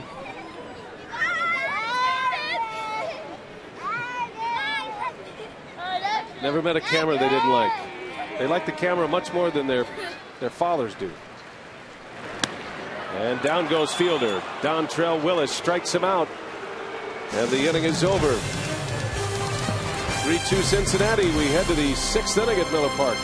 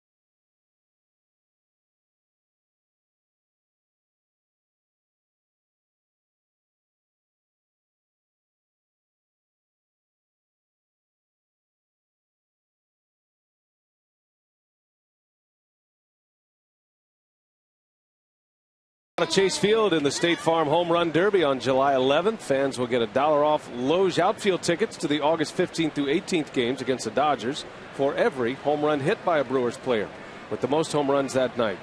Tickets go on sale July 12th, 9 a.m. Visit Brewers.com for details. So the Home Run Derby could pay off in big discounts on Brewers tickets. Ricky Weeks and Prince Fielder participating in the Home Run Derby for the National League, along with Matt Kemp and Matt Holliday.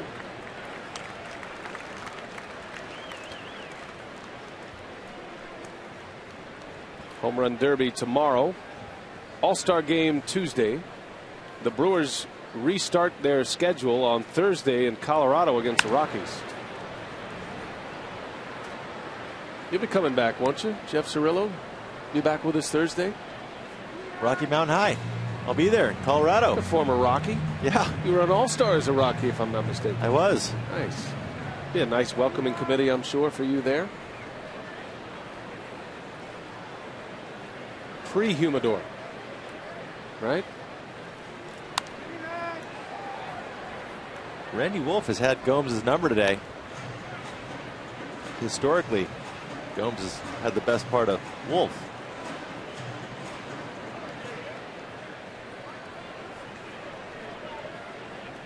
Oh, and to the count on Gomes.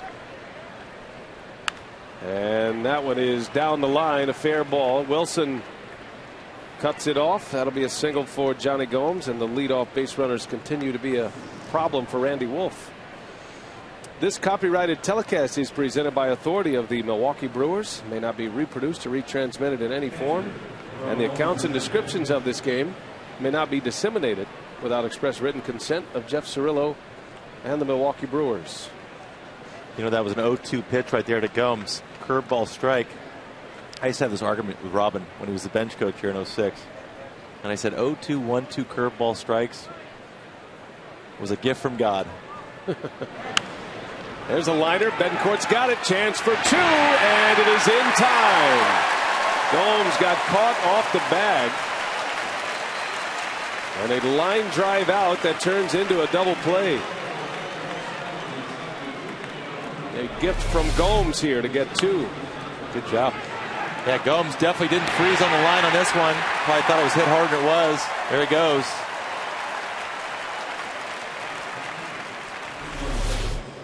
Nice play by Betancourt.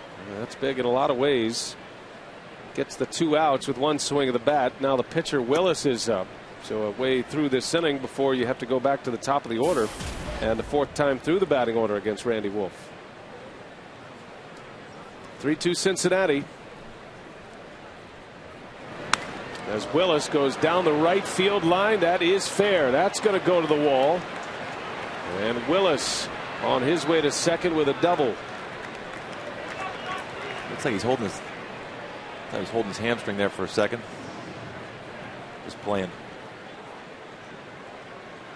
So a double for Willis, and that double play looking big right now.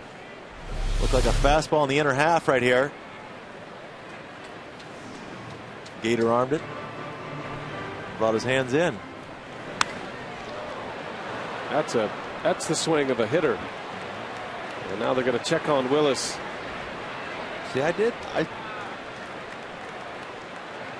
looked like he was holding his left hamstring right away. Yeah. You never know. Sometimes you think that the guy's joking, like, oh, my legs, you know, because he doesn't run. Fred Sanford style. Something grabbed him, though. You could tell just by the way he reached down there. But he's going to try to stay in, give it a go. He has given the Reds 5 good innings. Well, the Brewers had him on the ropes in the first. They had a run in, the bases loaded, 1 out. And they got Betancourt and Wilson to end the inning. He's had a nice game so far, Dontrelle Willis, in his return to the big leagues. He does not look comfortable, however, standing at second base. Top of the order, here's Drew Stubbs with a runner at second. Base running gap by Gomes cost him.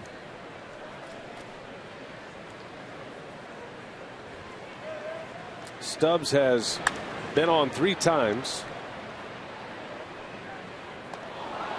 Walked his last time up. He's walked twice, actually. Reached on a fielder's choice. Yesterday, Stubbs was 0 for 5 with 3 strikeouts. Had a 3-hit game on Friday.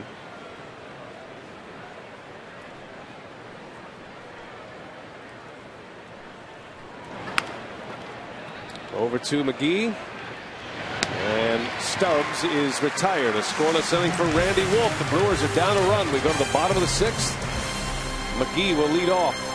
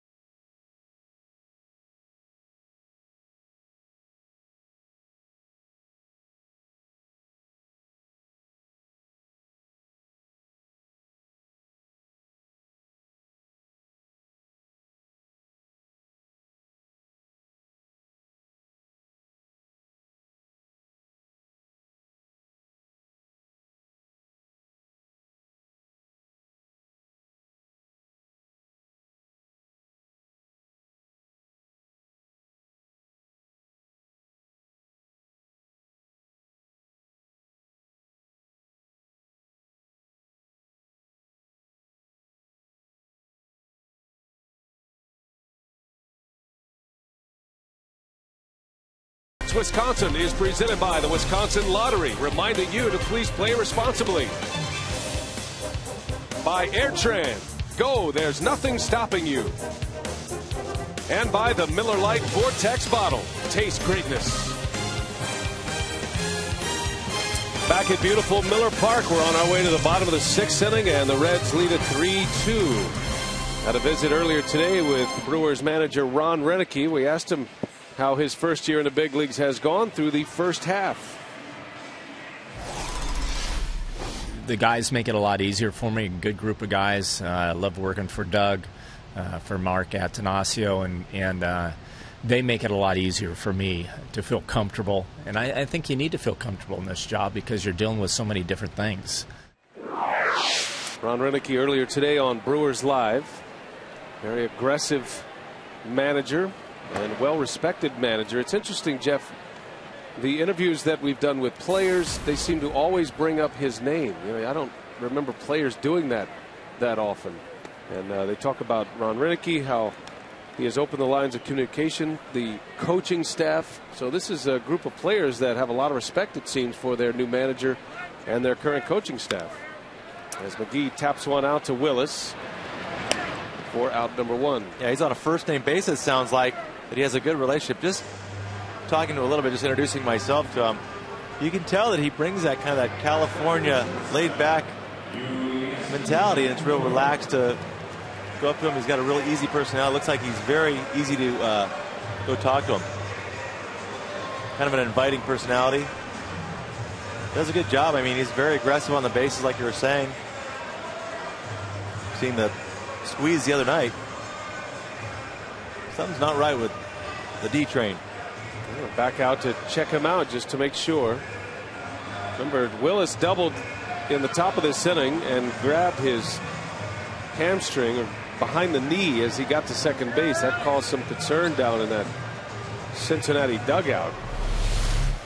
And as he needed to make a play here on Casey McGee, he spotted something else. A little spark on the left rail on the D train. As soon as he makes the throw, watch his reaction. Oh, yeah. Barking, that would be called. His left hammy is barking.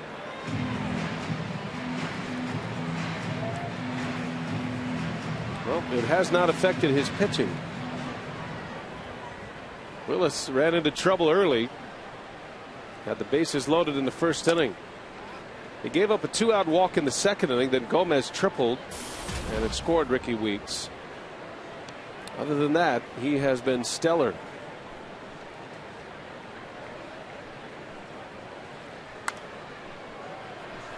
Betancourt was a big out in that frame. That first inning, Willis with the bases loaded behind him, 1 out. Betancourt was at the plate, and he got him to pop up to the shortstop. It was an infield fly rule. And then he would retire Wilson to get out of the mess. You see a guy like Willis out there and his hamstring's bugging him. Take advantage of it. I mean, it's 2 strikes right now. Roland's back, but they can get that body off the mound. Who knows? Might throw you a triple. I always look for things like that. Lefty that really fell off the mound, and his mechanics are definitely cleaner now. There's a pop-up. Cozart is out. The shortstop. Roland is over. That lands between them. Good effort by the Red shortstop. That's a play that Cozart will make as he gets more comfortable, because you got Scott Rowland, 10-year Gold Glove winner. Sometimes, you know, you just feel like you got to still pay your dues. And you don't want to get in his way. Someone will go to tell him, say, hey, that's your ball. Call him off. I'm sure Rowland would appreciate that. 2-2 to Betancourt. Inside, ball 3. Yeah, Cozart's going to have the benefit of playing next to Scott Rowland. Miguel Cairo is their backup infielder. A couple of veteran guys who have been around a long time. They've had a lot of success. Pretty good resource for both as Betancourt pulls one foul. Good guys too, man. Good professional players. Miguel Cairo, always got a smile on his face. Rowland just, he won all those Gold Gloves when I was playing third base, and watching him, he was great. He's a great third baseman. Gold Glove category. And speaking of Gold Gloves, he reaches up and pulls one down. Robs Betancourt of extra bases. You forget how big some of these guys are. Scott Rowland, 6'4". Just like an average ground ball on a rocket off the bat by Betancourt. Rowland has won 8 Gold Gloves. The most by a third baseman, Brooks Robinson. He won 16. Hall of Famer Brooks Robinson. Next on the list, Mike Schmidt, 10 Gold Gloves, also in the Hall of Fame. Scott Rowland with 8. He's headed back to the All-Star game for a second consecutive season.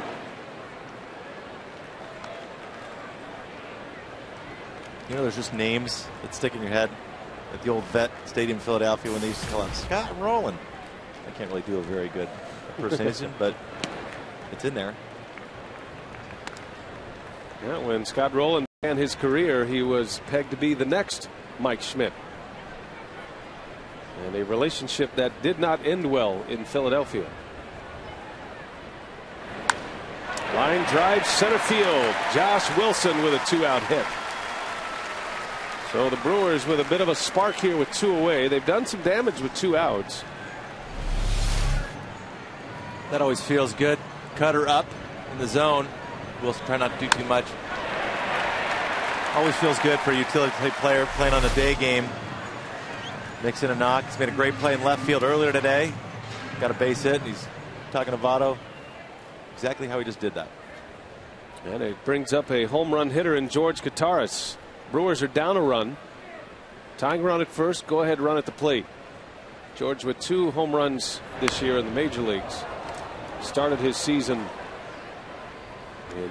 in the big leagues, then went to AAA Nashville. At the beginning of the year, the Brewers were carrying 3 catchers. Will Nieves, George Kataris, Jonathan Lucroy coming back from a broken pinky finger. Activity in both bullpens now.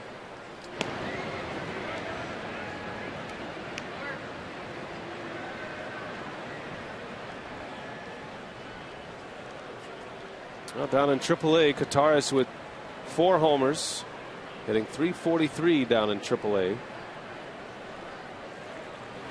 He's been back in the big leagues a little over 3 weeks now. Got LeCure, the right-hander, the flamethrower Aroldis Chapman, the lefty. Randy Wolf's spot in the batting order due up next. 2 outs.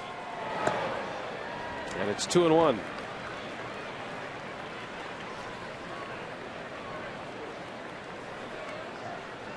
Kataris had a key at bat in the Brewers comeback on Friday night. He led the inning off with a walk and then scored on Nyjer Morgan's triple. The Brewers scored 3 runs that night to win. It'd be interesting to see if Kataris gets on base here. If Renicky pulls Wolf. Hawkins pitched last night. Who knows if Saito can go back to back. 3 innings to go. I'm sure he'd love Kataris to hit one in the seats. And then you know Randy Wolf would hit at that point. 2-2. Go to first. Wilson back.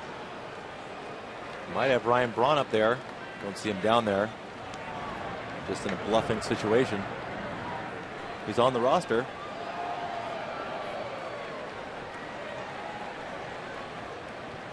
Never mind.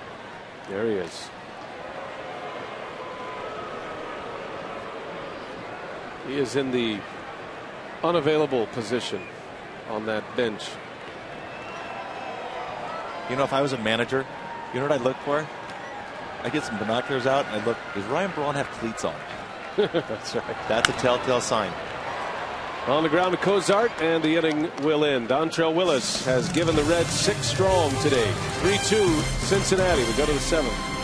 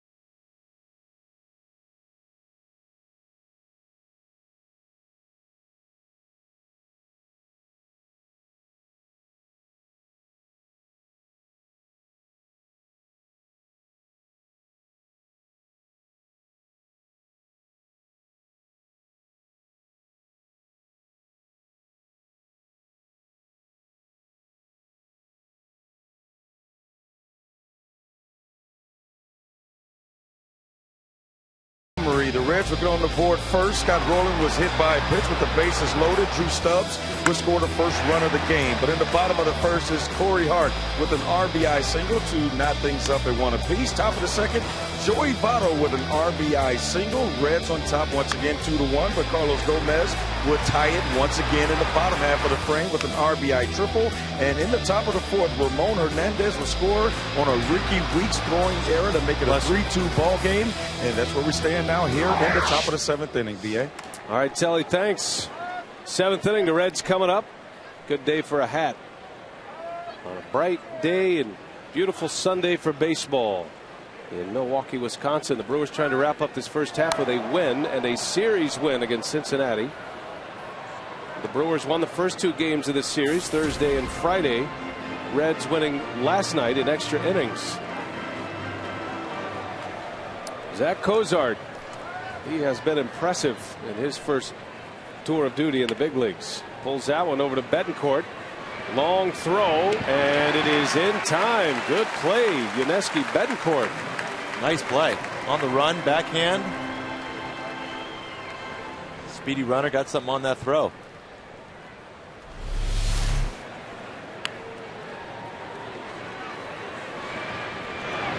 No panic. Excellent play from Uni B, doing to Cozart what Cozart has done to a few of the Brewers in this series. So Cozart now 5 for 15 in his first series in the major leagues. And here is Joey Votto with nobody on. There's a strike from Wolf.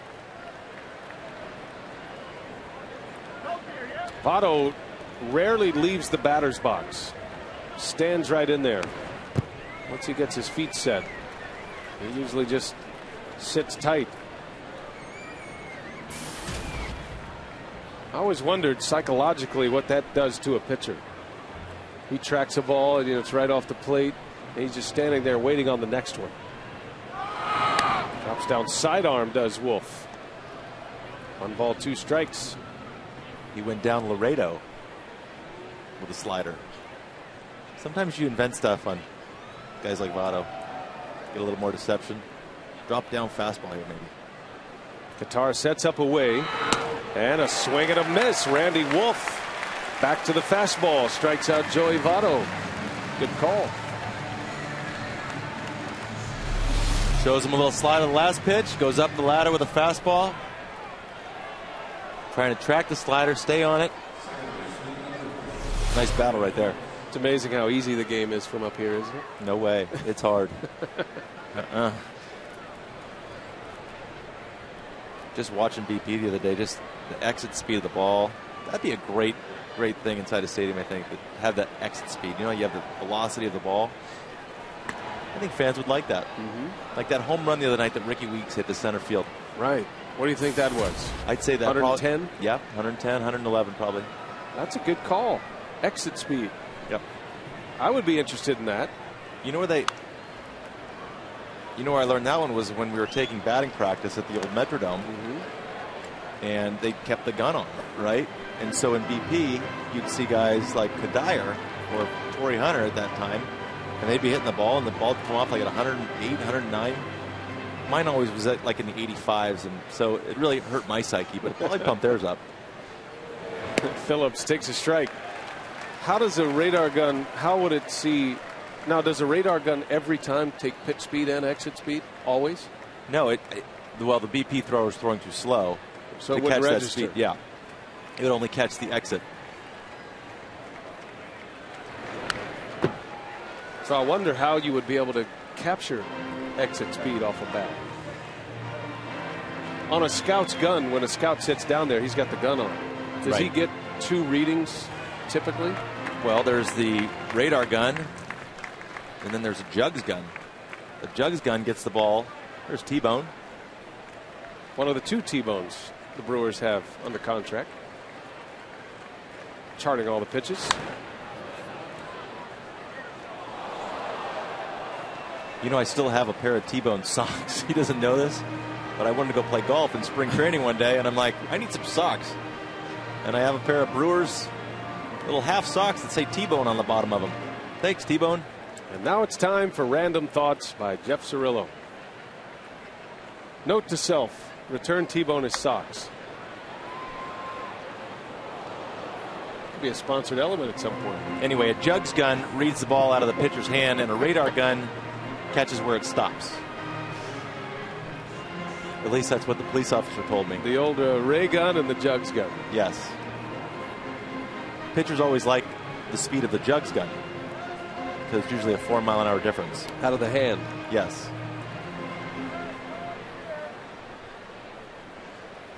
I think you're onto something, Rillo. I think my reality show with the umpires would be a better one, though. I'm pretty sure that's been done already. Not the way I do it. Up there with the Walla Walla Suites. Oh, thank you. Maybe that. Maybe You your ball club, the College Wood Bat League up there in the Pacific Northwest. Casey McGee to a knee. And a good play. Randy Wolf through 7. See if the Brewers offense can put him in the win column today. 3-2 Cincinnati, and we stay right here and turn it over to Miller Park's presentation of God Bless America. Bless America, led this afternoon by Martina McBride.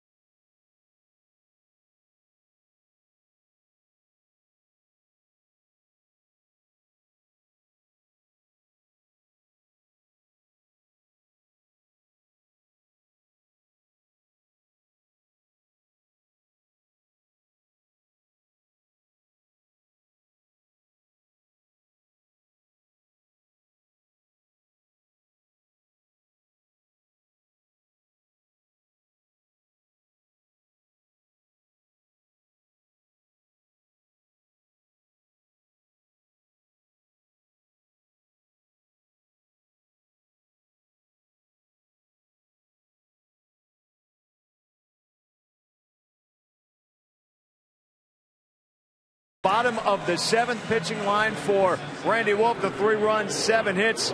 Certainly good enough for a win, but he's trailing in this one. What do you think of his performance? Well, it's a little bit like he's been. You know what, Randy, it's all about control and getting over that, getting that fastball at all locations. Seems like early in the games he's been struggling, but the last couple innings been throwing the ball very well. All right, let's see if the Brewers can get something back here for Randy Wolf, who struggled in his previous 2 starts. Not bad at all today. New pitcher out on the mound as we get set for Brewers Live after the ballgame, Brian. All right, Craig, Jerry, thank you. And Randy Wolf will be lifted for a pinch hitter. Aroldis Chapman is on to pitch. Jonathan Lucroy will come off the Milwaukee bench.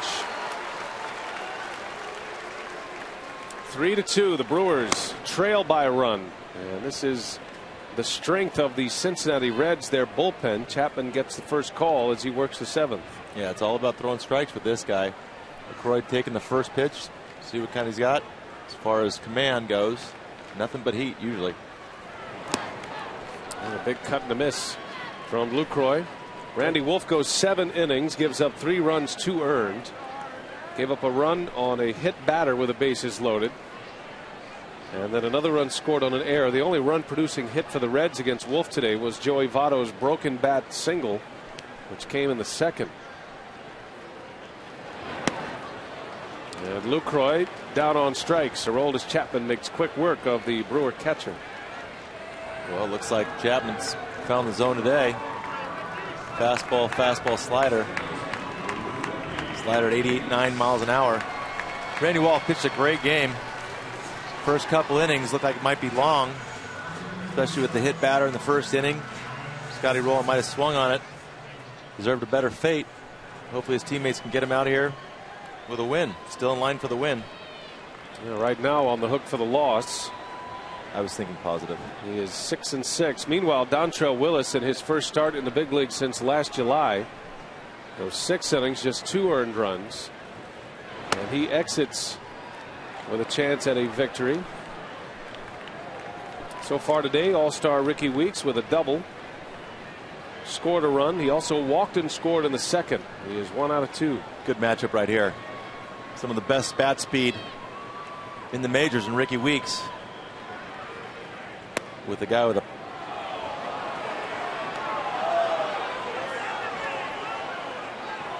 that one looked a little down. 1 ball, 1 strike. Good matchup here. Fastball, fastball. Got bat speed versus arm speed. This would be a good spot for your exit speed. 120 maybe. Down to the dirt. 2 balls and a strike. Brewers are back to the top of the order. Tools on display. Chapman has the highest officially clocked fastball in the history of Major League Baseball since that technology was available. Did it last year in San Diego. There's a big cut at a 100-mile-an-hour fastball. That's 2-2. When you face guys that throw really hard, it's tough to catch up top. You got to get them down. Chapman threw on 105.1 miles per hour.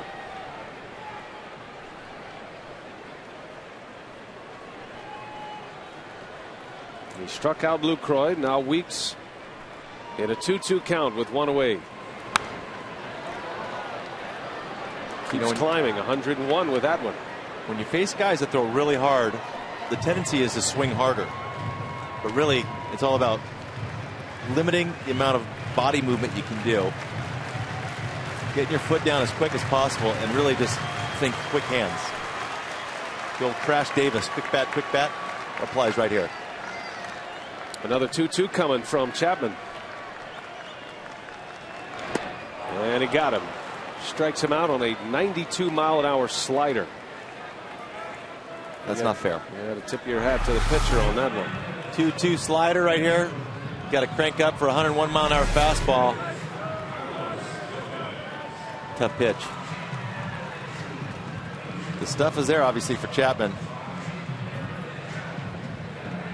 Defected from Cuba, signed a 6-year deal with the Cincinnati Reds. Signed a major league contract. Started the year in AAA last year. Worked through the minor league system. He actually made his major league debut against Milwaukee. As Gomez gets sawed off. And when he throws strikes, he is the most dominant force in the big leagues. At the plate, presented by Wendy's. Gomez had a sac bunt in the first that set up a run. He drove in a run with a triple in the second. Grounded out last time up. Brewers down 3-2, bottom of the 7th. 0-2. If I could simulate it for a fan hitting off Chapman, go to the fastest machine you see at a Jugs baseball facility and stand about 15 feet away and see how you try and hit it. On you in a hurry. He's throwing a lot of strikes. High rates of speed. Chapman has made 12 pitches in this inning, 9 for strikes. Has 2 strikeouts. He got a save on Wednesday in St. Louis in that extra inning game against the Cardinals. His first career save. 2-2. That looked like a 95-mile-an-hour slider right there. Yeah. Gomez didn't chase. That was impressive. Fish ain't biting. So he'll turn. I have actually. Down he goes. Chapman strikes out the side. No chance when he's throwing like that. 1, 2, 3 inning. We go to the 8th. 3-2 Cincinnati.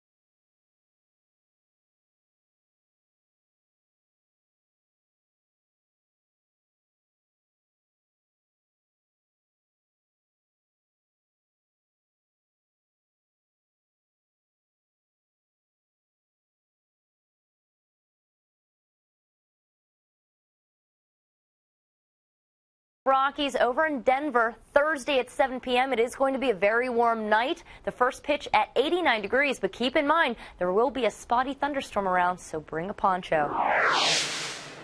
All right, Alex, thanks. Brewers back in action against the Rockies Thursday. The All-Star game coming up Tuesday. Our Miller Lite What's on Tap.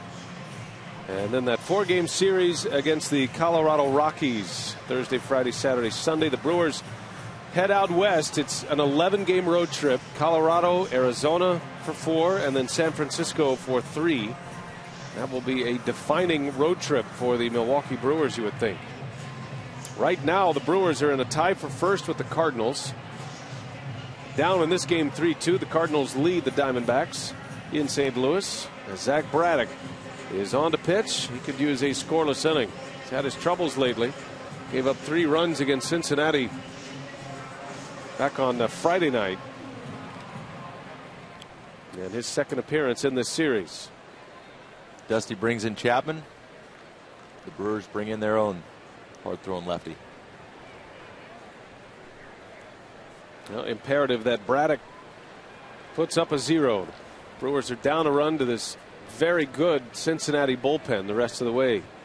Rough runs are going to be tough to come by as Jay Bruce takes a ball. This is a role that he's going to have to serve for the Brewers in the second half, especially facing guys like Votto and Bruce. Probably playing it batter by batter with Cameron Lowe warming up in the Brewers bullpen. Nothing but righties coming up for the Reds. Falling behind 2-0.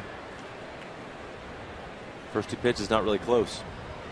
And not the kind of velocity that Braddock has shown. That's been one of the big problems with Braddock this year, a guy who typically lives in the mid-90s.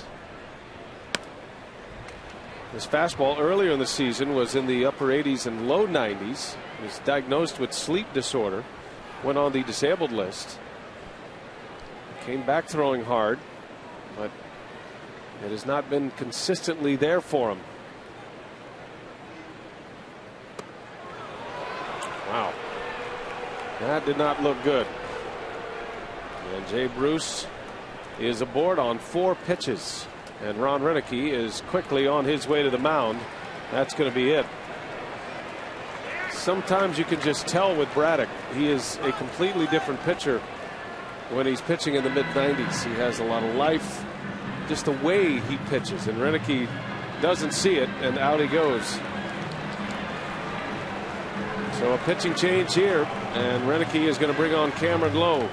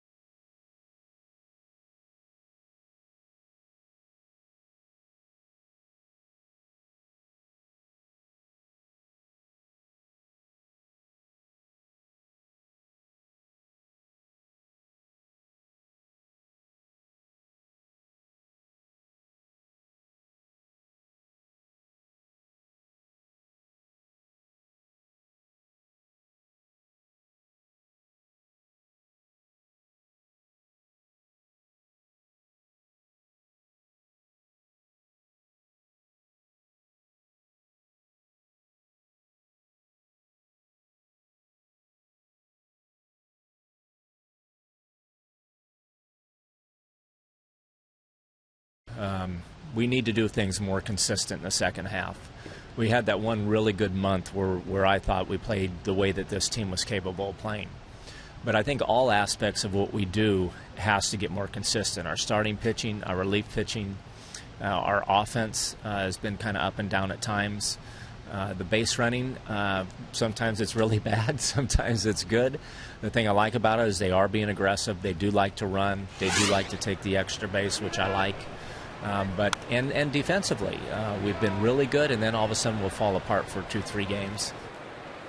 The comments of Ron Renneke earlier today on Brewers Live, talking about the inconsistent nature of the team. That is a buzzword with this ball club right now. As Cameron Lowe is on to pitch, Zach Braddock throws 4 pitches. He walks Jay Bruce, and now Lowe is in, facing Scott Rowland. I mean, you still look at the team, though. They're still 5 games above 500. Every team's got issues, but runner goes. Rowland swings, bounces one to third. Only play is first. And Dusty Baker, putting the runner in motion, stays out of a double play. Runner at second with 1 out.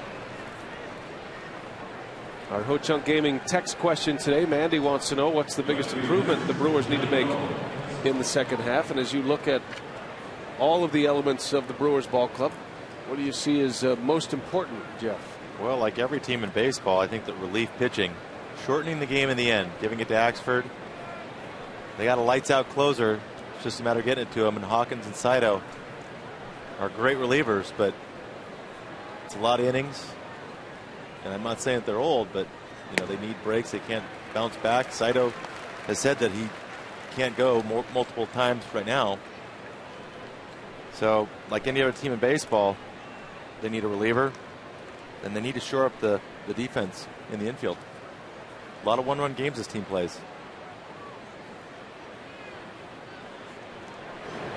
A swing and a miss. Breaking ball from Lowe. Lowe had been the setup man for the Brewers, pitching in the 8th innings in Leeds. He's taken out of that role at this point. Originally, Lowe is the guy who comes in spots like this. You know, the guy who can get out of a jam, maybe with a double play. He's a sinker ball pitcher.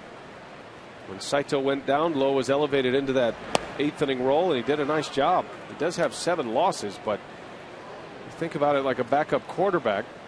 That 8th inning role is a very important role, trying to get it to the closer. Lowe kept things together for a good part of the first half.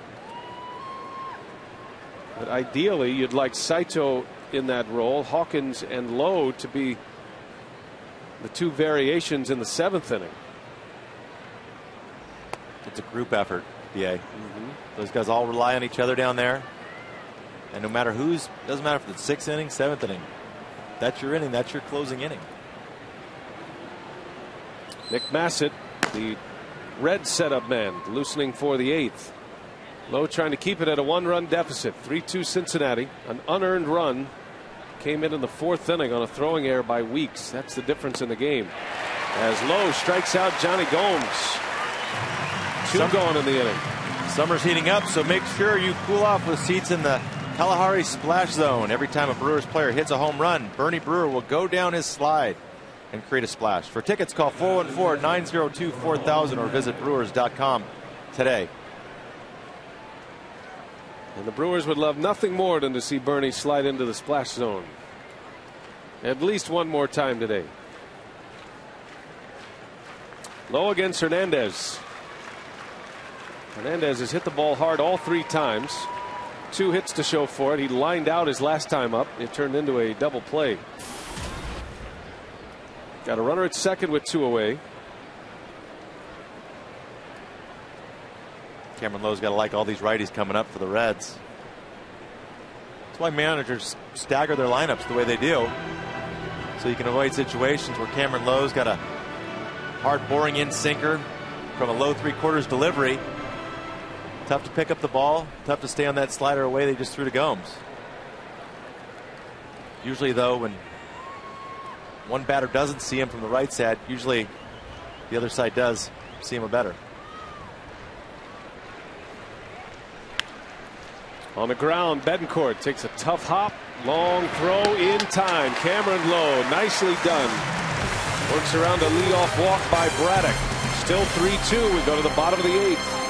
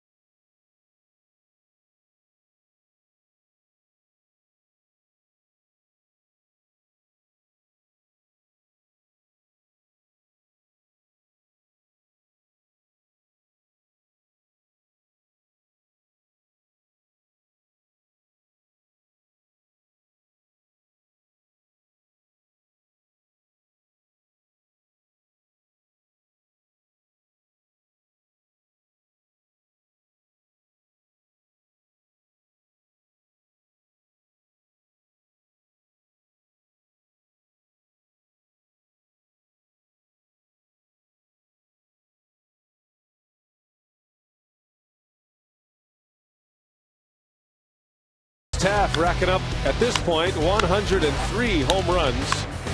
Tops in the National League. It's been a tight home run race with the Brewers, the Diamondbacks, the Reds are in the picture as well. They could use a few of those long balls here as we wrap up half number 1 at Miller Park. Final game of the series against Cincinnati. And this is the part of the order that can get it done. Corey Hart will lead off, then Fielder, then McGee. And Dusty Baker is going to stick with the role as Chapman is dominating as he was in the 7th. Why not roll him back out there for the 8th? Exactly right. When he's on, unhittable stuff. Chapman made 14 pitches in the 7th inning, 10 of them for strikes. And 7 of them were of the 3-digit quality of 100 miles an hour or more.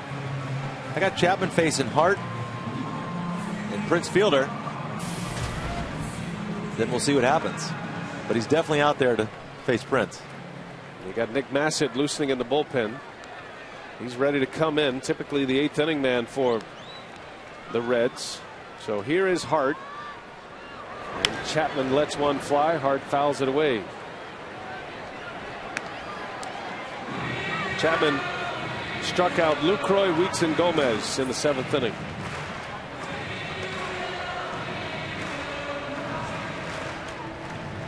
St. Louis has a 4-2 lead over the Diamondbacks in the bottom of the 8th. Brewers in a first place tie with the Cardinals to start play today. The Pirates all over the Cubs. That game's over. 9-1. Pittsburgh defeats the Chicago Cubs today. So the Pirates are at 47-43. 4 games over. They could move into a virtual tie as well as Hart. Oh, Scott Rowland pulls another one down.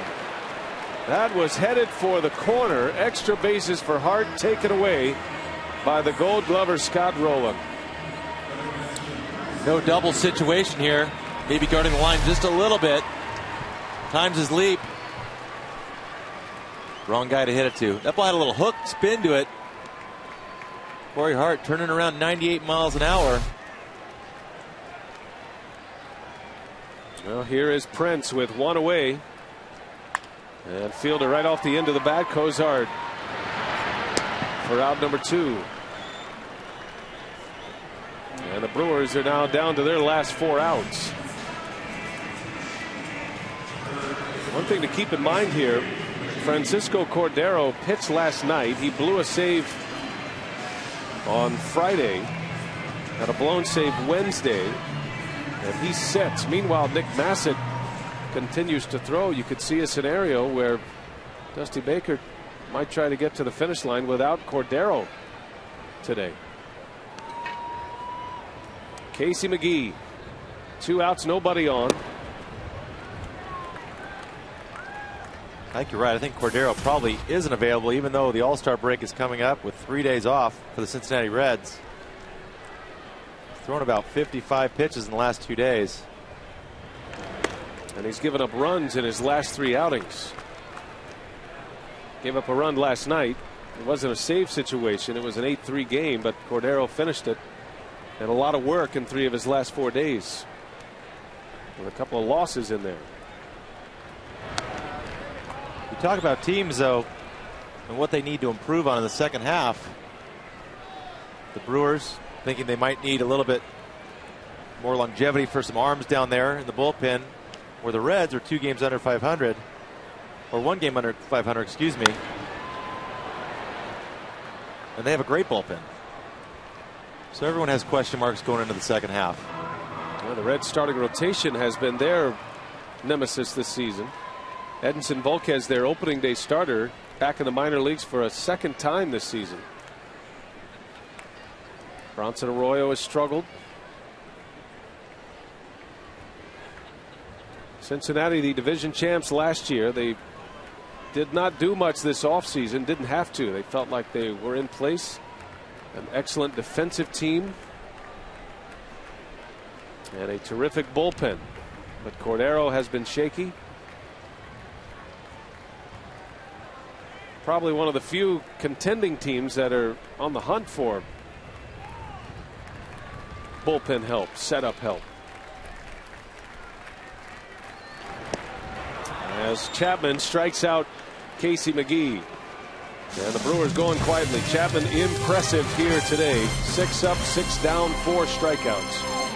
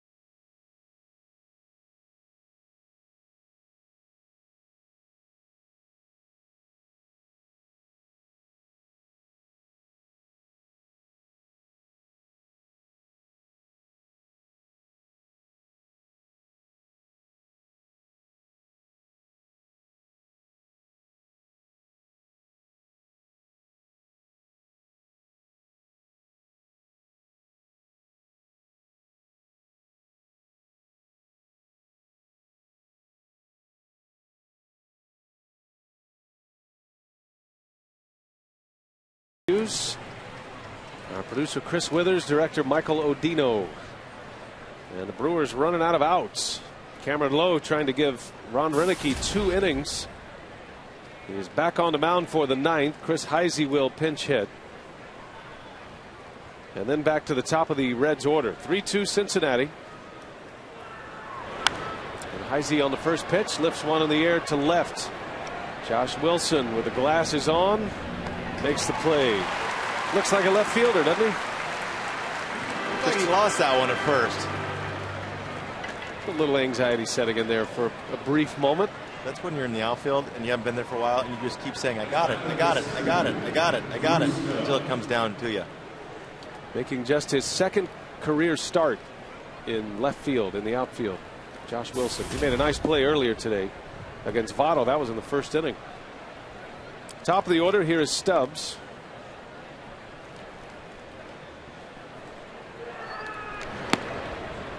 Well, Roldis Chapman with 2 scoreless today, 4 strikeouts. Corey Hart hit a rocket to third, pulled down by Scott Rowland. Other than that, Chapman was dominant.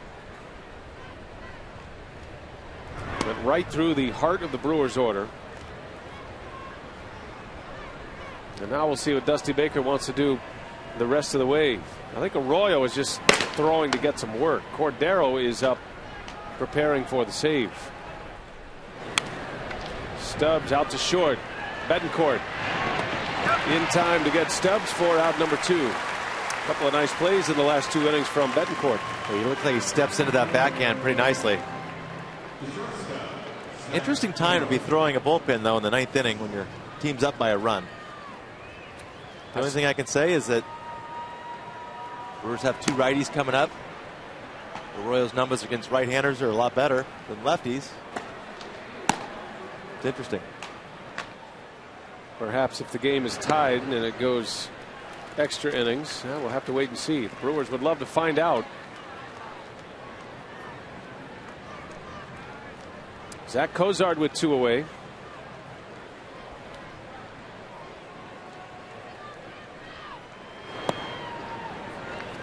Cameron Lowe throwing a lot of sinkers down in the zone, doing a nice job.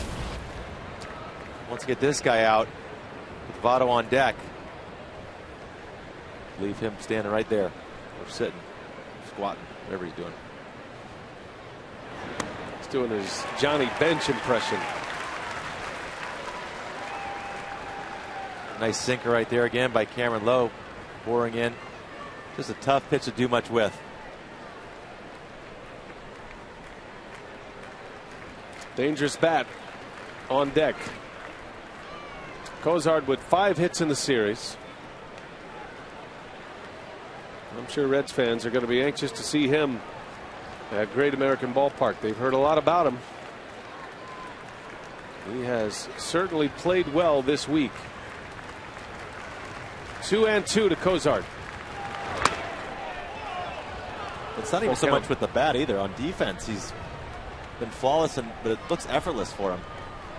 He's not he doesn't have sticker shock. Makes all the plays. He's made some good plays. Robbed some hits. Swings and misses. Cameron Lowe, he needed that. 2 scoreless, retires 6 straight. And the stage is set. Do the Brewers have another comeback in them today? 3-2 Reds. We go to the bottom of the 9th.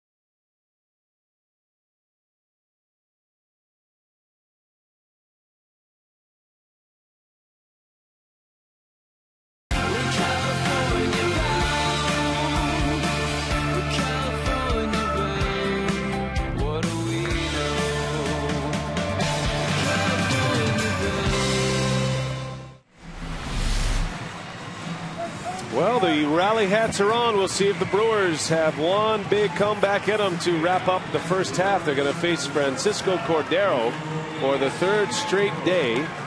A blown save on Saturday. He finished the game last night, and now he is on in a 3-2 Cincinnati lead. Cordero, yeah, third time in the series that we've seen him. Tireless arm. Trying to finish off the Brewers here in the ninth. Chris Heisey stays in to play left field. 4 blown saves this year for Cordero. Gave up a run last night. Saturday night, the Brewers scored 3 to win it on that Mark Kotsay 2 RBI single. And you figure Kotsay could step back into the spotlight once again. If you start in what Renicky will do here. Betancourt leads off. The Brewers are at the bottom of their batting order, 6, 7, and 8. If anybody gets on the pitcher spot. Betancourt lined a single to center field off Cordero last night in the 10th. Got Morgan in the on-deck circle. Betancourt out to Cozart. And 1 away. And that'll bring up Nigel Morgan.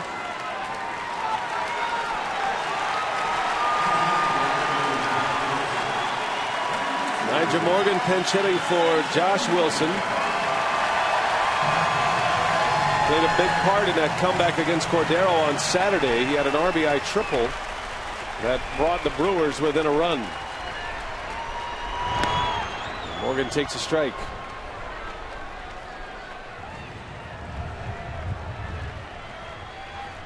Certainly Cordero knows the importance of this outing. Dusty Baker probably has as much leash as anyone, as any manager with veteran players. Cordero with back-to-back blown saves in his 2 opportunities. As Morgan goes into right, and there's the base runner you need. The tying run is aboard, and the speedy Nigel Morgan. I know Prince and Ryan have had some big hits this year, but this guy seems to have ice in his veins. Fastball out over the plate. Throws his hands. See what Cordero does here with a guy on first. Speedy Morgan. Cordero slow to the plate. Got George Kataris. Kataris had the game-winning hit in a comeback against the Twins last weekend. That was the game Braun was taken out after the calf injury. Kataris ended up batting in his spot in the order and delivered the game winner. That big comeback against Minnesota. And George certainly has the power to end this one with 1 swing of the bat.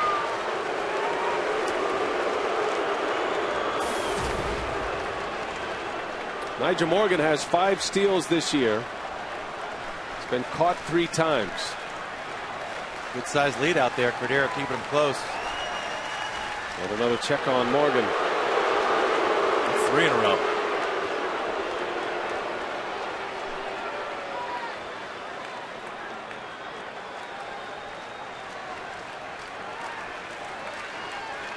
(3-2) Cincinnati.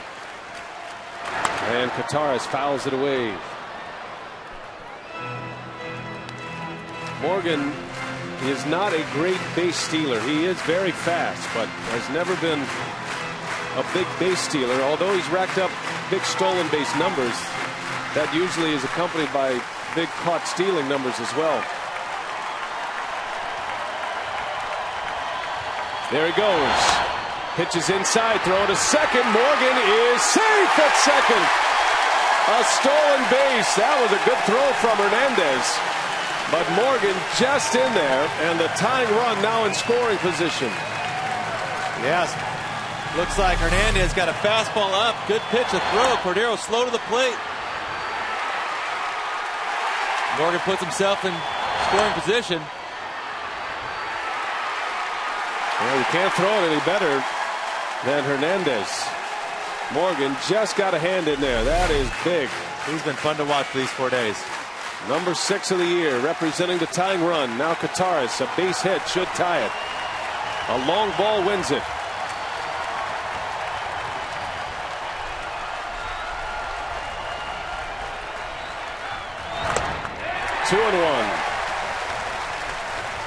Curious, the guy that the other night got the thing started when walking off Cordero to lead off the inning on a great at bat. Cordero doesn't want to get a beat on the inner half. Gutierrez, good power, especially to the pull side. 2 balls and a strike, and a swing and a miss. Now Mark Kotsay has moved into the on-deck circle. It's possible, unless Gutierrez ends it, that Mark Kotsay could be at the plate with a game on the line for his 3rd consecutive game. 2-2 to George Gutierrez. Tying run at second base. And that would miss. Tying outside. 3 balls, 2 strikes.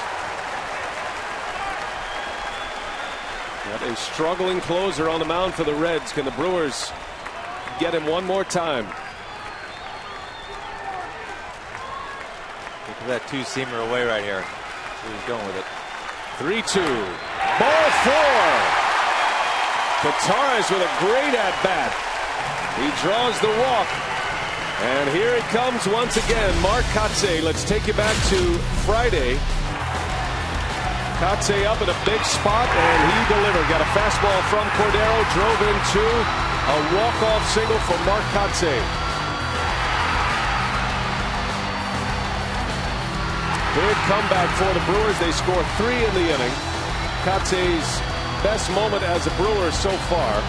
He was up last night with the game on the line, and he lined out. Upright. Forced extra innings. Kotsay takes one outside. That's like a changeup away. Cordero the other night went exclusively to fastballs inside on Kotsay. I think that's where he wants to go, but he's trying to set up. A swing and a miss. Fastball from Cordero. The Reds looking for a ground ball to turn 2 to end the ball game. Different scenario, different situation. You got one out in the 9th here. Looking for him to roll over on that 2-seam fastball away. The 1-1. Kotsay takes a ball just off the plate.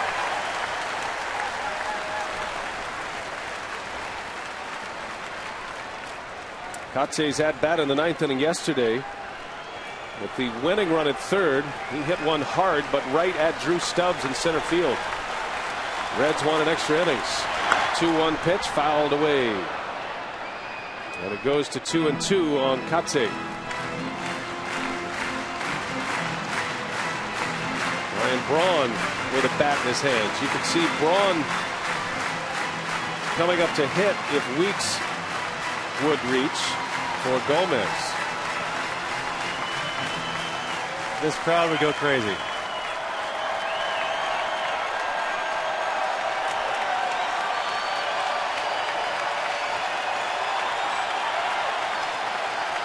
Three-two Reds, 1 gone, and the 2-2 to Kotsay. Just missed. Cordero threading the needle, not getting the call from Gary Darling, and the count goes full. 2-2, sinker away, 95. That's down. It's a big decision here. Do you send the runners on a 3-2 count? There's only 1 out. Tying run at second, winning run at first. Here it comes. Kotsay back up the middle. Base hit. Here comes Morgan. And the throw. Cut off. Tie ball game. Mark Kotsay comes through in the clutch again.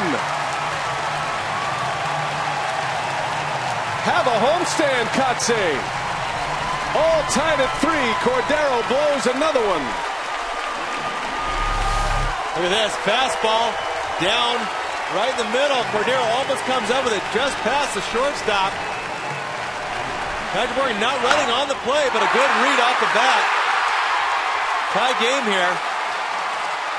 All-star Ricky Weeks, Brewers' hottest hitter against the Cincinnati Reds. Send this crowd home. The Brewers off on a good note to the All-Star break. Nearly 44,000 ready to roar as Kotsay comes through big time. And Weeks is drilled. And the bases are loaded as Ricky Weeks will take his spot at first. And now decision time for Ron Renicky.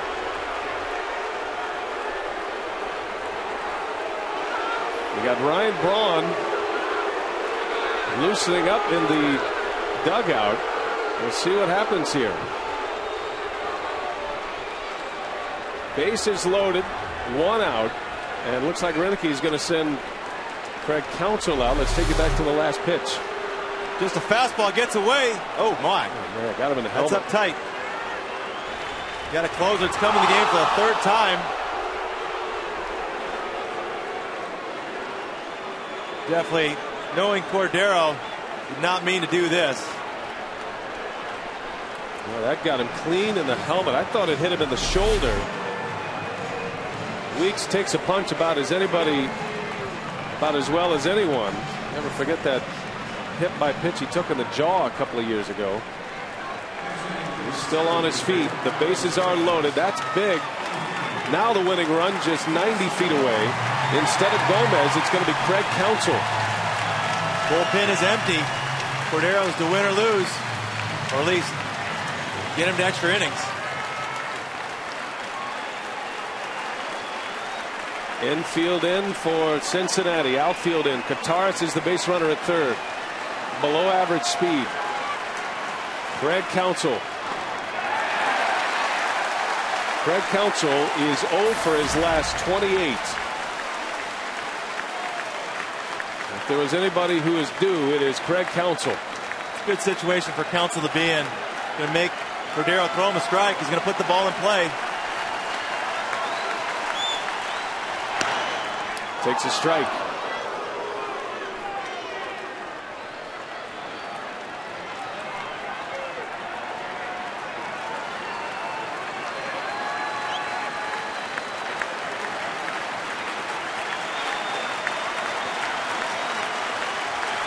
A .382 career hitter with the bases loaded.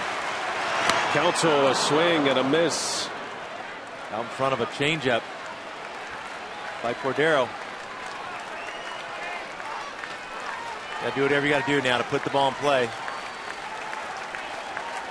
Got 1 gone. Corey Hart up next. Kataris the winning run. Cordero looking for a strikeout here. I can tell you Counsell wants to be in this situation. Send himself into the All-Star break on a good note. 1-2 pitch down in the dirt. The Reds outfielders all shallow, all 3 with plus throwing arms. Heisey in left, Stubbs in center, and Bruce the best arm in the National League in right. Low average speed at 3rd base. And Kataris. 3-3 game. Here it comes. Counsell to left. Heisey is back. He makes the catch. Here comes Kataris. The throw is short. And this one is in the books. The Brewers come back again. Craig Counsell delivers a sacrifice fly, an RBI. And Milwaukee wins again in their last at-bat.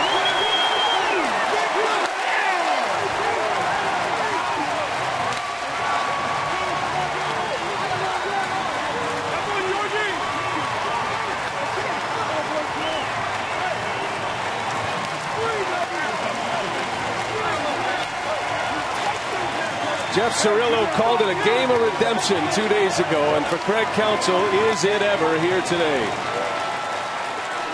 Great note for the Brewers. Great note for Craig Counsell, the local kid. You know he feels good about it. It wasn't a base hit, but it was a game winner. Sometimes that's just as good, if not better. But Nigel Morton getting it started again off the bench.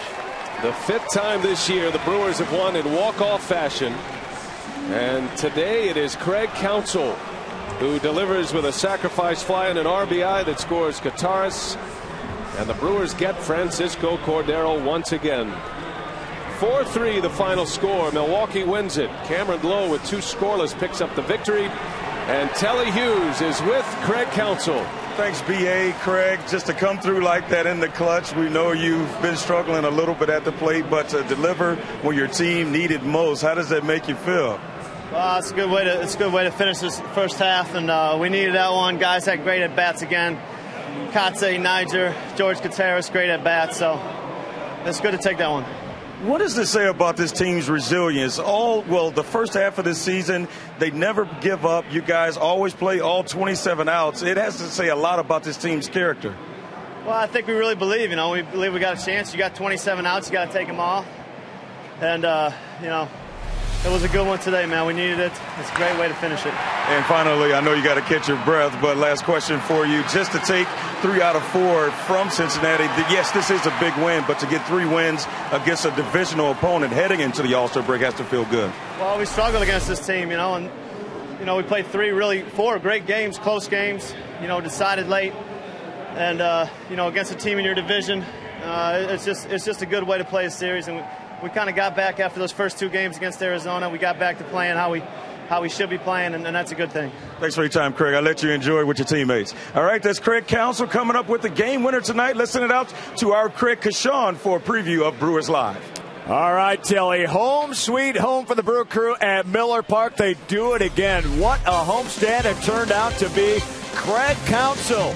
You go get it, Milwaukee boy. 4-3 Brewers win it. More post-game reaction on the way with Brewers Live.